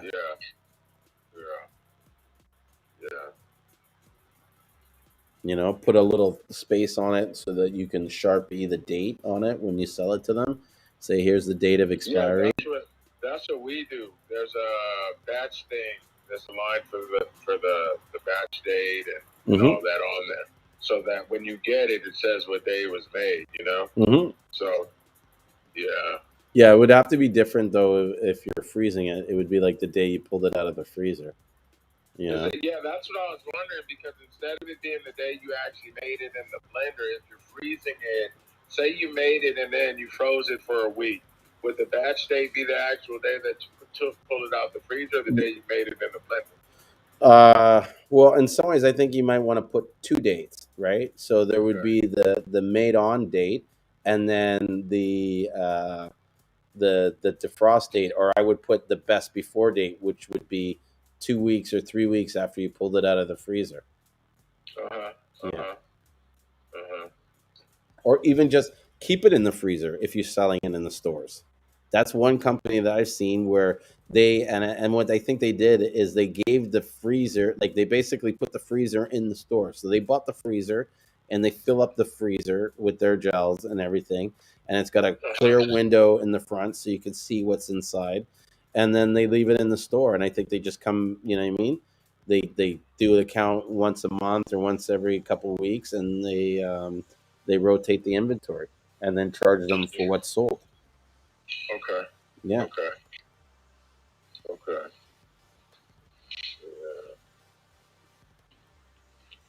You know what I mean? And if you could do a store that you're making $500 a month or something, and you have 5 stores, that's $2,500. That's where I think a lot of these people are missing the planning, in a sense, is that they have to really understand how much profit they're making per product, and then the cost and the time to make that product, and then how quickly can they sell that product, and to who, and how much of it can they sell in a certain amount of time. And then to take those numbers, once you have that information, then you could look at the affordability on how to get people to do the task that you're doing, so that you can almost remove yourself out of that job. Like any business, and this is something that I see a lot of people making a mistake in the business. Any business that you're in, You really only want to be in it long enough to get it going so that it's rolling, and then you want to be able to step away and put people in place, because otherwise you then become a slave to your business, right? And you then develop this dependency on it where it's almost like no one can take it over, no one can run it but you. And so, you know what I mean? Like, I had a friend, I used to be a DJ back in the days. And so we used to hang around this record store in Toronto called Play the Record. And I got to know the owner, right? This guy, Eugene. And this guy, Eugene, because of the way his business was set up, he had to be in the store every day, all the time. You know what I mean? To even now, I think he sold the store to someone else and he's still in the store working there, because it's almost like the business is so tied to him that the business wouldn't run without him. Okay. You know what I mean? And so you don't want to be in a business where you are forever tied to it. Yeah. Like, my whole plan from get-go is to get this business to a point where it can be automated and I can hire people to do all the work. You know, there's certain work that only I can do, right? I get that, right? But for the most mundane stuff and the most daily stuff, like, I'm not going to be packing Seamoss for the rest of my life. I can't. You know what I mean? We won't grow if that's the case. Yeah. So you have to build a business knowing that you're going to have to pass this off to somebody. Yeah. Make it scalable. It's always got to be scalable. Otherwise, like I said, you're going to be a slave to that job and you're going to hate it. You know what I mean? Like, I want to be like living life. You know what I mean? I don't want to be worrying about packaging Seamoss for the next 20 years or however long we're doing this. You know, I want to get into new products and start launching those. You know what I mean? Like, my next thing I'm going to get into is honey. Yeah, with the bees. Yeah. I saw that. Yeah, I'm going to be big on honey. In some ways, everything that I'm learning now with the Seamoss is going to be reutilized in what I do with the honey. Yeah. So it's like, I'll take this business, get it to the point where we can have like a team running it and it kind of operates with minimal supervision. And then I'll start putting that same energy that I did into this into starting a business selling honey. Okay. Yeah. Okay. Because there's lots of good honey everywhere, but no one really knows how to access it. Like, think about that. If I told you right now, give me a gallon of fresh, real honey, do you know where to buy it? Nope, not offhand. No, but there's Etsy or something. I don't know. Yeah, but there's beekeepers and honey. I guarantee you in your state and anywhere around you. You know what I mean? If you just kind of, but the problem is most beekeepers, they're not good marketers. They're not good at selling their products or getting people to be aware of their product, right?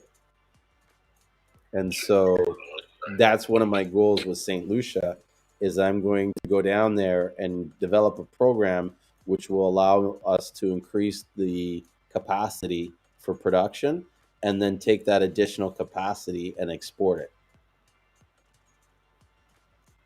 Because right now I think what it is the quality of honey is really high, but there's not enough people making it to justify exporting it to any, like, it's almost like there's not enough to meet the demand on the island, and they're making so much money off the Seamoss off the island, or sorry, the honey off the island, that it doesn't make sense for them to um, save up enough honey to export it to a country that would take enough honey to make it justifiable for that. You know what I mean?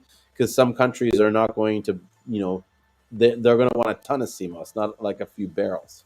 Otherwise, it's not point. There's no point of them, And these guys are not producing enough to give them that level because their mind was like, why produce more honey than we need, and we flood the market and lower the price. Right? They got a point, but it's like you can't grow with that mentality. So, yeah.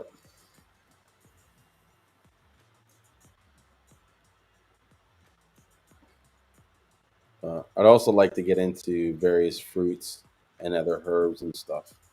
And then I also think there's a business to be made developing products for other people. You know what I mean? To sell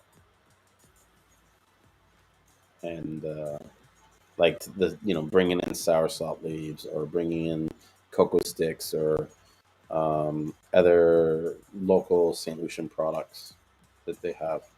I want to start kind of being that trader that trades all that stuff.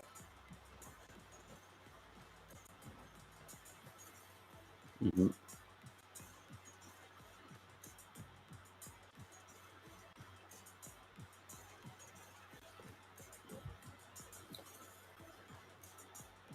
Just thinking if there's anything else that we should talk about. Anybody, let me know if any of you guys have any questions or anything. I mean, I could talk forever about CMOS. I just it really kind of like I don't know. I feel like sometimes it's better when I have someone leading the questions, or because I sometimes I just rant on CMOS. I could just like talk my own ear off. I guess. Hmm. Just trying to think. Let me go back to the post here because I did say I was going to discuss a few topics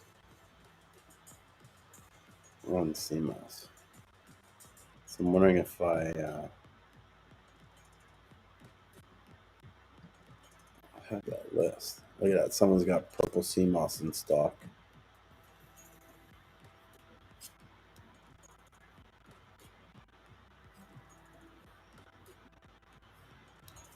Let's see here.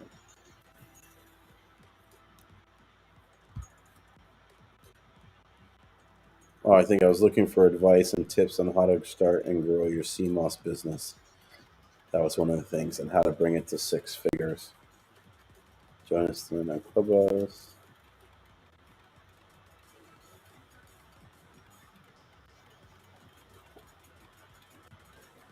Well, guess I didn't have any specific ones. Maybe just talking about scaling the CMOS and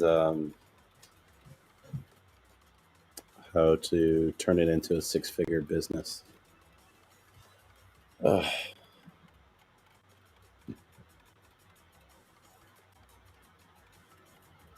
so someone says, could you provide links where to get the information on the CMOS? It seems the information is so scarce, but I know it's out there. Yes, there is lots of information out there. And if you send an email to, I'm going to put it in the comments here, St. Lucian Seamoss at Gmail.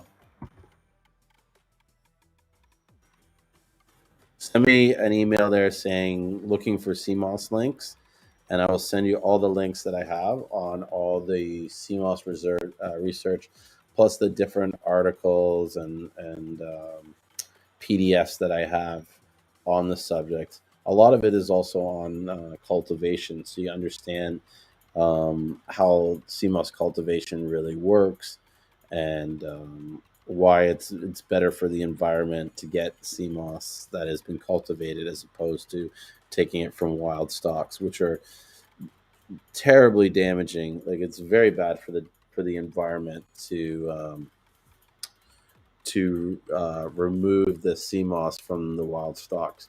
One of the things that actually happens when you take the CMOS from the wild, it forces a lot of the marine life to then go to the farms to feed off the sea moss that they would normally find growing in the wild. And in some situations, there's been issues where marine life has been caught up in the gear of the sea moss farms, and they wouldn't be caught up into it if they had their own source of food supply to eat. But they don't, because people are going in and diving in and harvesting it, because our you know our belief is that this wildcrafted is somewhat incredibly better um, than the sea moss that's being cultivated, which is untrue. At least I believe it's untrue, because I've not seen any evidence that shows me that the stuff in the wild is significantly better.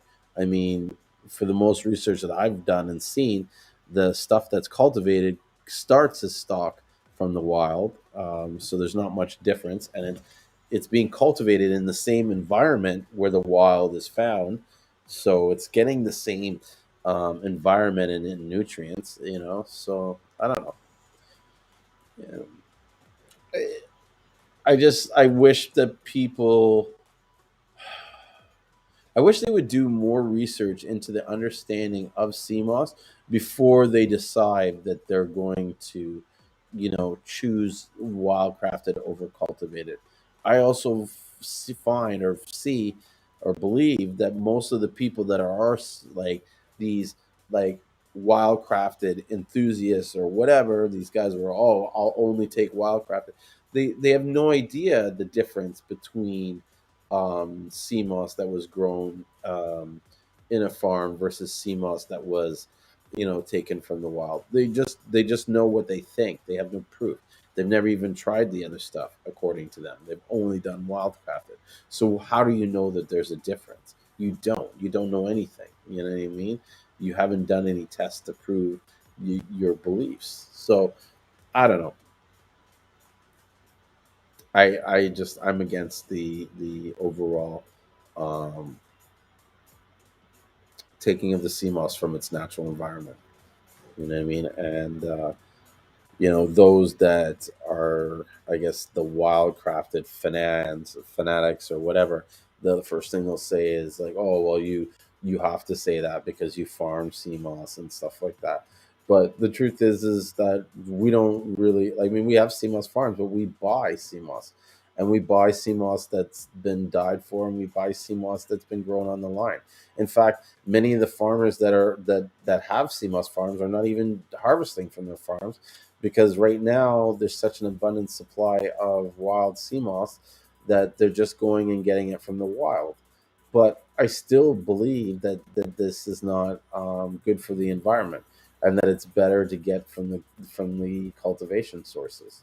You know, out of all the sea moss that I handle, I honestly don't see a difference.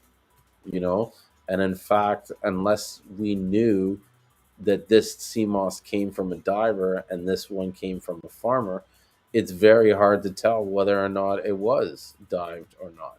We only know because of who we're buying it from, right?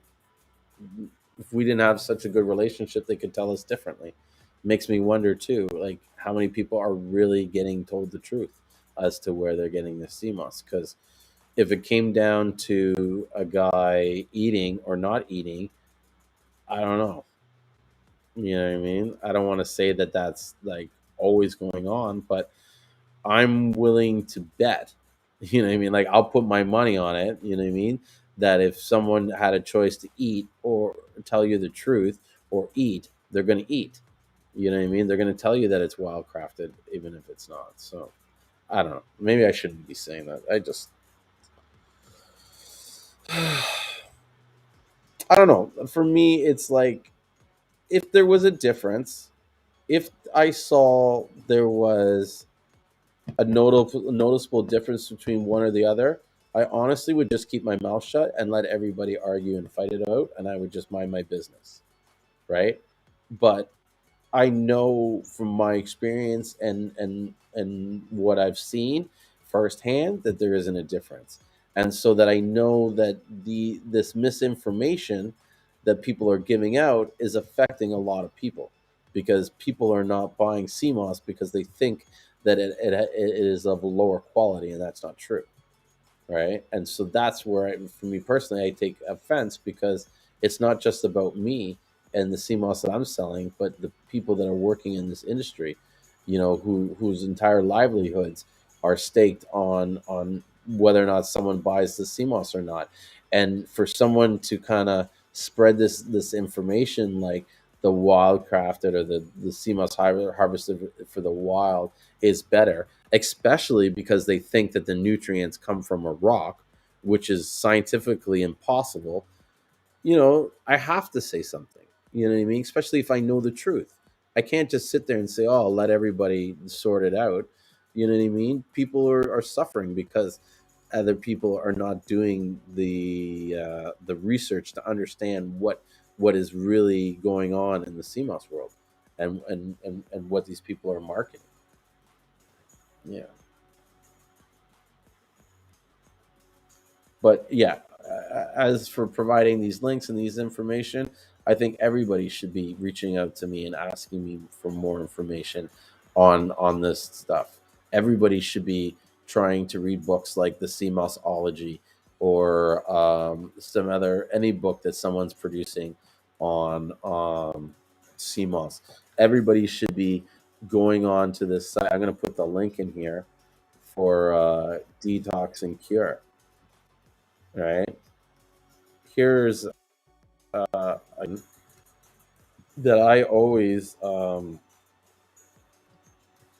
post this link. I think everybody should try and check this one out. It's called Uncovering the Wildcrafted Sea Moss Myth, and it really goes into this understanding of like wildcrafted and why people are always trying to choose wildcrafted, and it debunks a lot of the information that's talked about sea moss. You know what I mean? So I feel like it's a good starting point to open your mind and advance your knowledge about this product that you're probably selling or taking.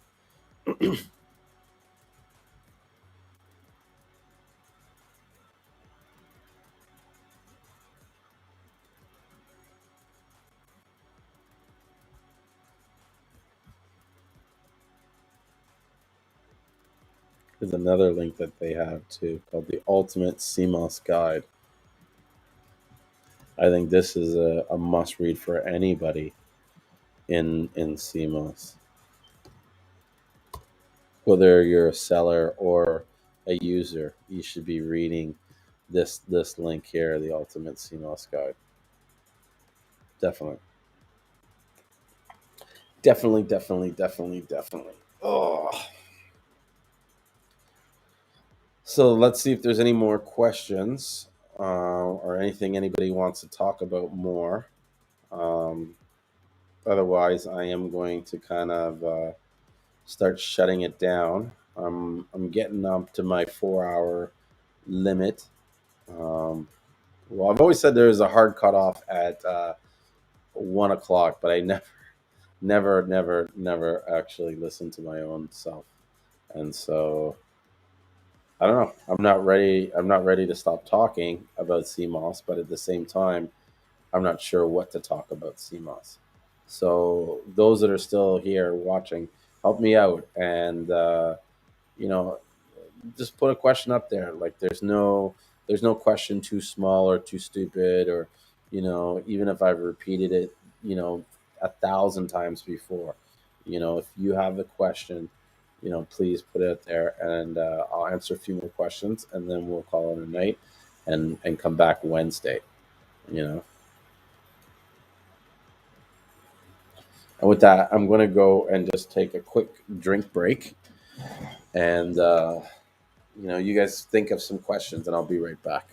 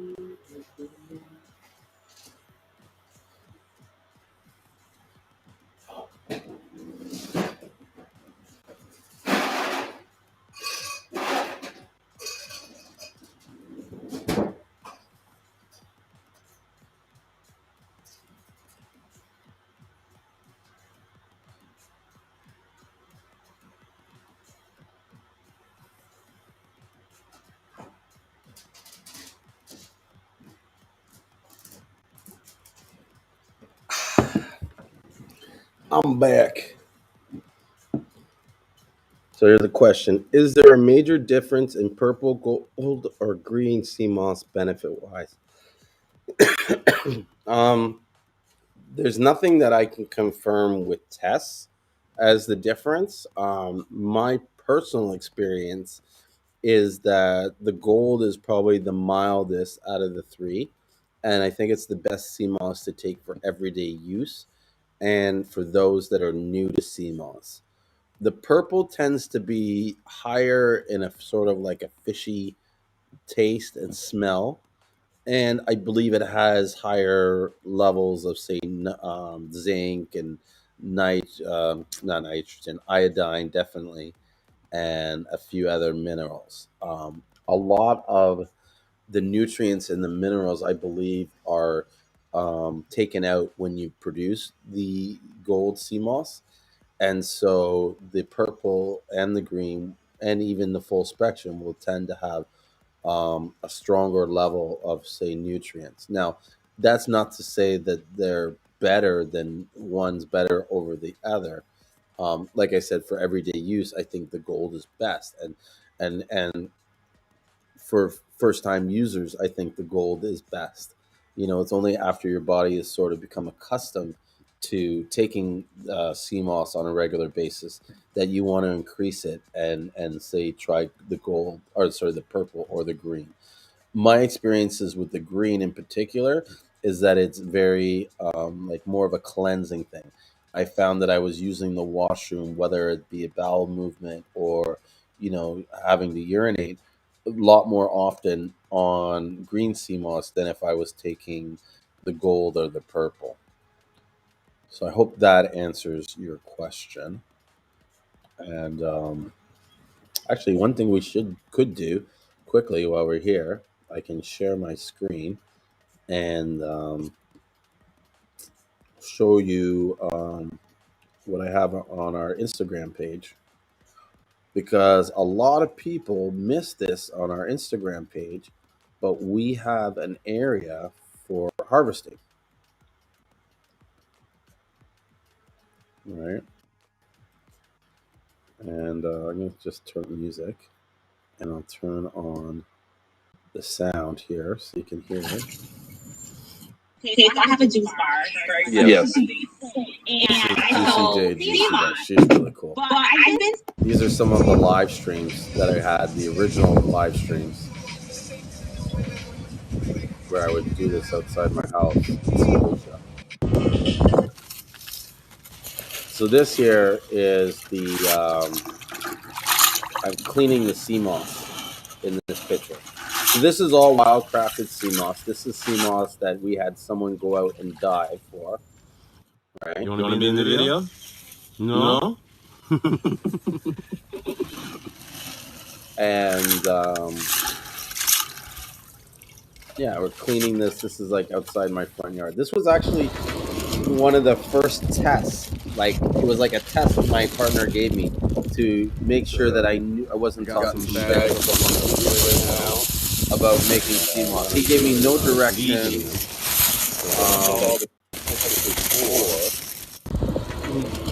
He gave me no directions, no explanation. He just dropped the sea moss and said, "Here, start cleaning." I think the only thing he showed me to do was how to clean it.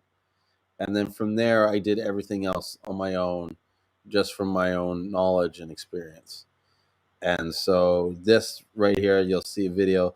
This is the sea moss going through the bleaching process. And so when it starts brown, like in here, right, the brown there, in the next video, when the sun hits it, it tends to lose a lot of its color, and it'll go like a pinkish, like this pink color, before it turns into this all white.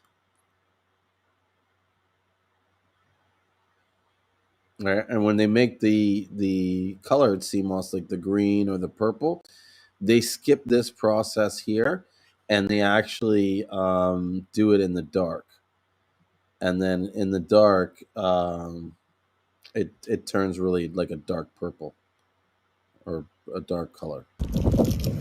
So we got some bags up on the wheel right now. what I'm doing is I'm bleaching them. So I saw the picture before, all now I guess what you would call the second phase of the process. We do this morning. I had that here at about 7 a.m. It's now gotten really hot, so I just want to open the bag a little. Let the Seamoss breathe a bit. I don't want it to get too hot and sort of like boil or cook. And so, yeah, I'm going to probably put this out for another hour or two, and then I'm going to take it out, clean it out, and set it on another rack to more dry.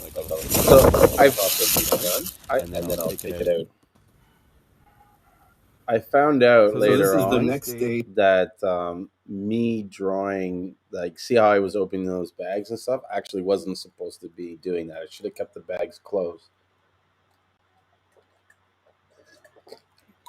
That's what I was told, that I had, like, that was the incorrect part of the step or something. But it still turned out great. This here now is a video showing the Seamoss after it's been bleached for that one day. And now it's kind of being laid out to dry. And so I'll continue the video so you can see what I'm saying. In the process, yeah, I'm going to probably put this out for another hour or two, and then I'm going to take it out. And that's the thing, and a lot of people don't realize too about this hard work when you're making the Seamoss.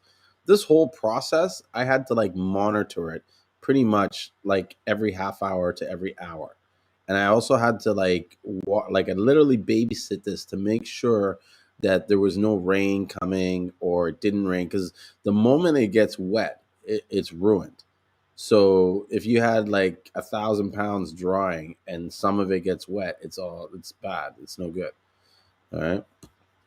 So it's a lot of hard work. That's what I know.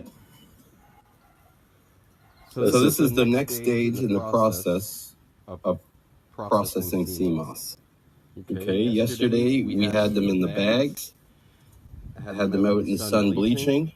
I don't know if you remember one of the original pictures. I'll try and post it. Is where the Seamoss was all brown, like a dark golden brown. This is what it looks like after it's been bleached, and so it turns very translucent, like white blonde, like a white yellow. Some places get really white.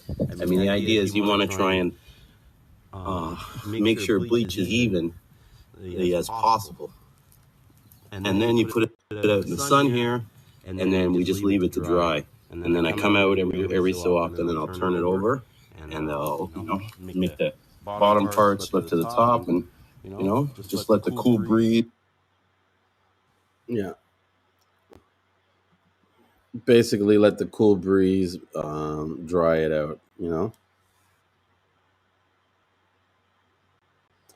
So you heard the Seamoss salt could be used for benefits. Yes, that is totally true. My business partner actually took a course in St. Lucia where they looked at all the different products that could be made from Seamoss and all the byproducts and stuff like that. And so the Seamoss salt has lots of trace nutrients and micronutrients in it. Exactly what there is, I don't know, to be honest with you.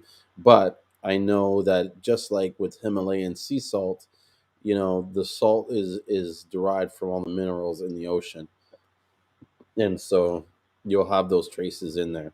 I think some of the uses that the salt would be good for is in baths, like Epsom salts, in any kind of like facial scrubs, because it's got like an abrasive quality to it. It's kind of like a silica sand to it.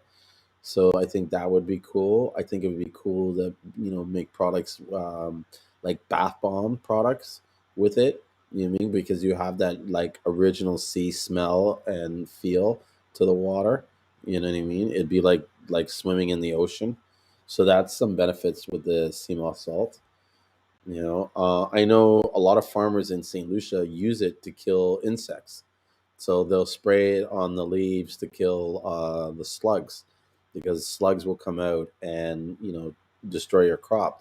and this salt will dry out the slug and basically kill it. So it doesn't harm the vegetables. So those are a few quick benefits about the sea moss salt.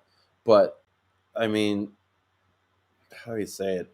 It's like there's so much information out there that it's almost like you need to go out and search, spend some time, and you will see you'll probably find benefits that I didn't even know existed.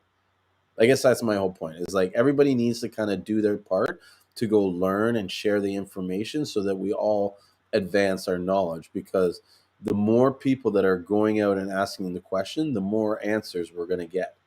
You know what I mean? If there's only 5 people asking the question, then we're limited by the number of possible answers, you know? And so I think it's important that we try to learn as much as we can. And you're not going to learn it all from one person. You're not going to learn all you need to know about CMOS from me, right? You shouldn't even do that. You should be like taking everything that I say and going and fact checking it and saying, okay, is Julian full of shit, or did he just make that up, or what's real? Because even if you go and you find the information and you realize I am talking stuff, it's like the knowledge that you gain by getting to that point is going to be beneficial to you. You know what I mean? Because you'll find stuff that you didn't expect to find, and you'll learn stuff that you didn't expect to learn. And so, it's important to try and take every opportunity you can to expand your knowledge, especially if you're serious about this as a business. The more you know, the more of authoritative position you can take, the more leverage you have. You know, my knowledge is power. Knowledge is power. You know what I mean? The knowledge I have for CMOS gives me the power to come up and say what I'm saying. You know what I mean? But how do I say it? It's like I don't have to be the only person that holds this. Anybody can have this power. You know what I mean? The power is for everybody to take it, but few people decide to take it. That's something I see as an issue. More of us need to put this power and knowledge in our hand. We need, like, really, there should be like 50 people in this room watching this video. That's what something that like amazes me and confuses me at the same time. It's like, how do we have a CMOS group of 6,000 people in it, but yet you never have more than 10 or 15 people in the live stream? You know what I mean? And I see like so many people interested in wanting to know about how to grow their business, but when I put this title, like, let's do a live stream and we're going to talk about it, like, how many people are really here? And I don't care what anybody says. I've dropped some serious like knowledge tonight. Like, who's taking you and showing you the back end of their Facebook ad manager and showing you what ads they created and the creative that they use, and how they're bidding low on the structure on which they're structuring their campaigns to maximize their return on dollars. Like, why is there not more people in this business? I mean, in this live stream tonight is, anyways, I can rant and complain all day, but I'll say this: those that are here now, those that watch this video later, they're the ones that are going to have the advantage over those that don't. And so maybe it is better that there isn't 50 people in this room, you know.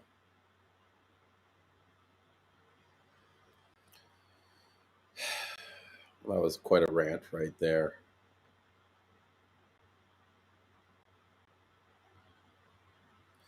Actually, you're not the only one here. I have one person on YouTube and 2 people on Facebook. And to be honest, I- like, how do I put it? I'm not doing this so much for the amount of people that are there. Do you know what I mean? Like, I'm not doing this so that 50 people can come in this room and I feel good about myself because I got 50 people here. I'm doing this because it's for the 3 people that show up that are very serious about their CMOS. If I can give them some leverage or some advice or some direction, on how to go about their business in a better way, do you know what I mean? Then that's my service to this industry. That's the work that I'm almost obligated to do for all the people that come to my site and purchase off me. Do you know what I mean? And that's where people forget, like, that's how blessings work. Like, you don't do things for people so that they can do something directly back from you. If you work on that model, you're going to be forever disappointed in your life. You know what I mean? Like, all the time. Okay? True blessings don't come directly from the person you help. It comes from an area that you'll never see coming. Do you know what I mean? That's why you just got to do the work and just be there for people when you can, however you can. You know what I mean? Wherever God's put you in that position, you got to be there to just serve. And that's why I'm doing these videos, because to me, it's the service that I'm doing for the industry, because I'm getting so much back. And so I believe that me giving you this knowledge to you is blessing you, but God sees how I'm doing this for you, and he's going to bless me in a different direction. That's it's facts. You know what I mean? So I really hope that those that are here are able to take the information that I'm sharing and really run with it, and really sort of I don't know, like, I don't want to say follow your dreams, but you know what I mean? Just, you know, what's the word I'm looking for? Surprise yourself. Do you know what I mean? Like, push yourself to beyond the point that you believed was possible for yourself. Do you know what I mean? Like, challenge yourself. Get yourself to because the truth is, like, there's nothing extraordinary about me. There's nothing like I don't want to say there's nothing special, because I like to think I'm special. But I mean, whatever I know, anybody else can know. Whatever I'm doing, anybody else can do it. This is not some specialist like work. Do you know what I mean? It's just you got to do the work. That's it. You know what I mean? And those that are doing the work, those that are spending the time, those that are staying up till 1:40 a.m. to listen to me talk, those are the ones that are going to make it past those that aren't doing this stuff, that aren't here, that are not trying to like, that aren't dedicated to growing their business in any way that they can, you know. So you should be proud of yourself for being here and listening to me rant. And with that said, I'm gonna, let's see if there's any more questions, and then maybe we'll call it a night. That way we're not burning ourselves out, and we'll be all refreshed for next Wednesday. You know, and I think next Wednesday I'm really gonna push a lot of conversation on something that I've been thinking in my head, and I'm really getting to the point where I feel like it's I have to find people to kind of help formulate this plan, because I don't think it's a plan that one person can sort of come up with and it be fair for everybody. You know what I mean? And so the idea and the plan is how do we create some sort of organization or association on in North America, where we are pooling our resources to get better rates on products that most of us are all using on a consistent basis. How do we work together to get insurance for ourselves? How do we stabilize the market so that the prices are fair based on the volume that one is purchasing? You know what I mean? Like I've said it earlier, I don't believe that someone who's buying 20 pounds should be paying the same price as someone who is buying 1,000 pounds or even 100 pounds. And I feel that those that are buying less than 100 pounds really shouldn't be getting it directly from St. Lucia. Like, the amount of fees and shipping costs that you're paying just to say you get it for a certain price, it's almost like you when you add it all up and all the work that you have to do, it would have been better served getting it from someone who just shipped to you.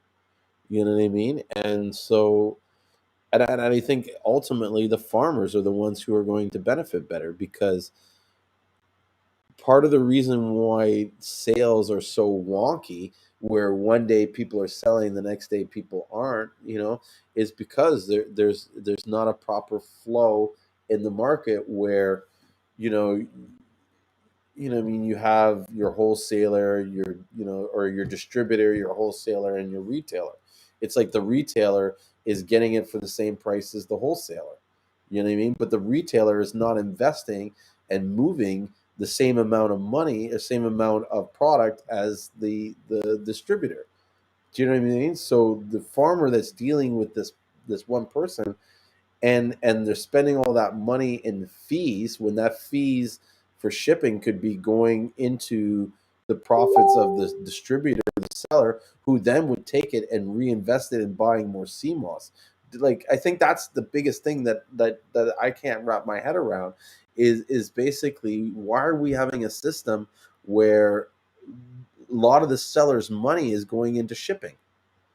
Do you know what I mean? And the logistics of bringing it there, when we can have one organization or one person that's bringing it in for everybody. And as long as it's chopped fairly, we all should benefit, you know? And really, like, I don't care. Like, you guys are going to hate me, jealous Sarah, saying this, but like, the difference that you're paying between $20 and $16 is not huge when you break it down to the jar level. You know what I mean? And the amount of money that you're saving on those jars, if you even focused your time and energy on better marketing and sales, you wouldn't need to get it for that price. So why are we forcing this cheap price for? When really you guys should be focusing and forcing better marketing skills, better advertising, so that you can hit more markets. You know what I mean? Because the truth is, these farmers, not I don't want to say that they're suffering, but they're not getting paid the fair wage that they should be getting paid for the work that they're doing. You know what I mean?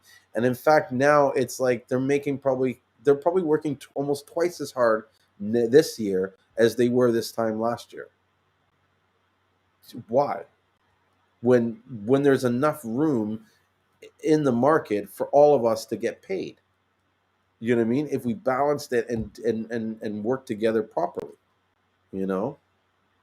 I don't know. That's my view. So that's one of the things I know, whether we talk about it next Wednesday or we talk about it at some point, I really want to try and get people in there and hear what their views and opinions are on how the best structure an organization that would be beneficial to all um, people in the industry, like suppliers and stuff. You know what I mean? Like, why are everybody going to different manufacturers to get packaging, when we could, go research and find a few vendors that do good packaging, and negotiate a special rate on behalf of everybody. You know what I mean? And then we all sell.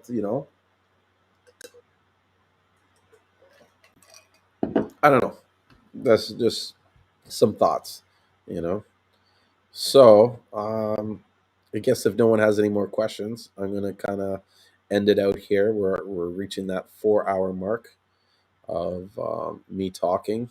It's crazy how the time goes, how quickly it goes. So thank you so much, guys, for listening to me talk, and I hope that those that watch this get some value out of it. I hope none of my words or opinions have offended or upset anybody. That's not my intention, although I do think it's important for me to kind of be able to explore my thoughts in an open environment without fear of people judging me, or questioning me. You know what I mean? So I'm grateful for that, and yeah, I'm looking forward to continuing this conversation in the next few days, and hopefully you guys can all join me, and we'll have a discussion on CMOS. So thank you so much, guys, and I look forward to seeing you guys soon. I really appreciate every one of you. Thank you.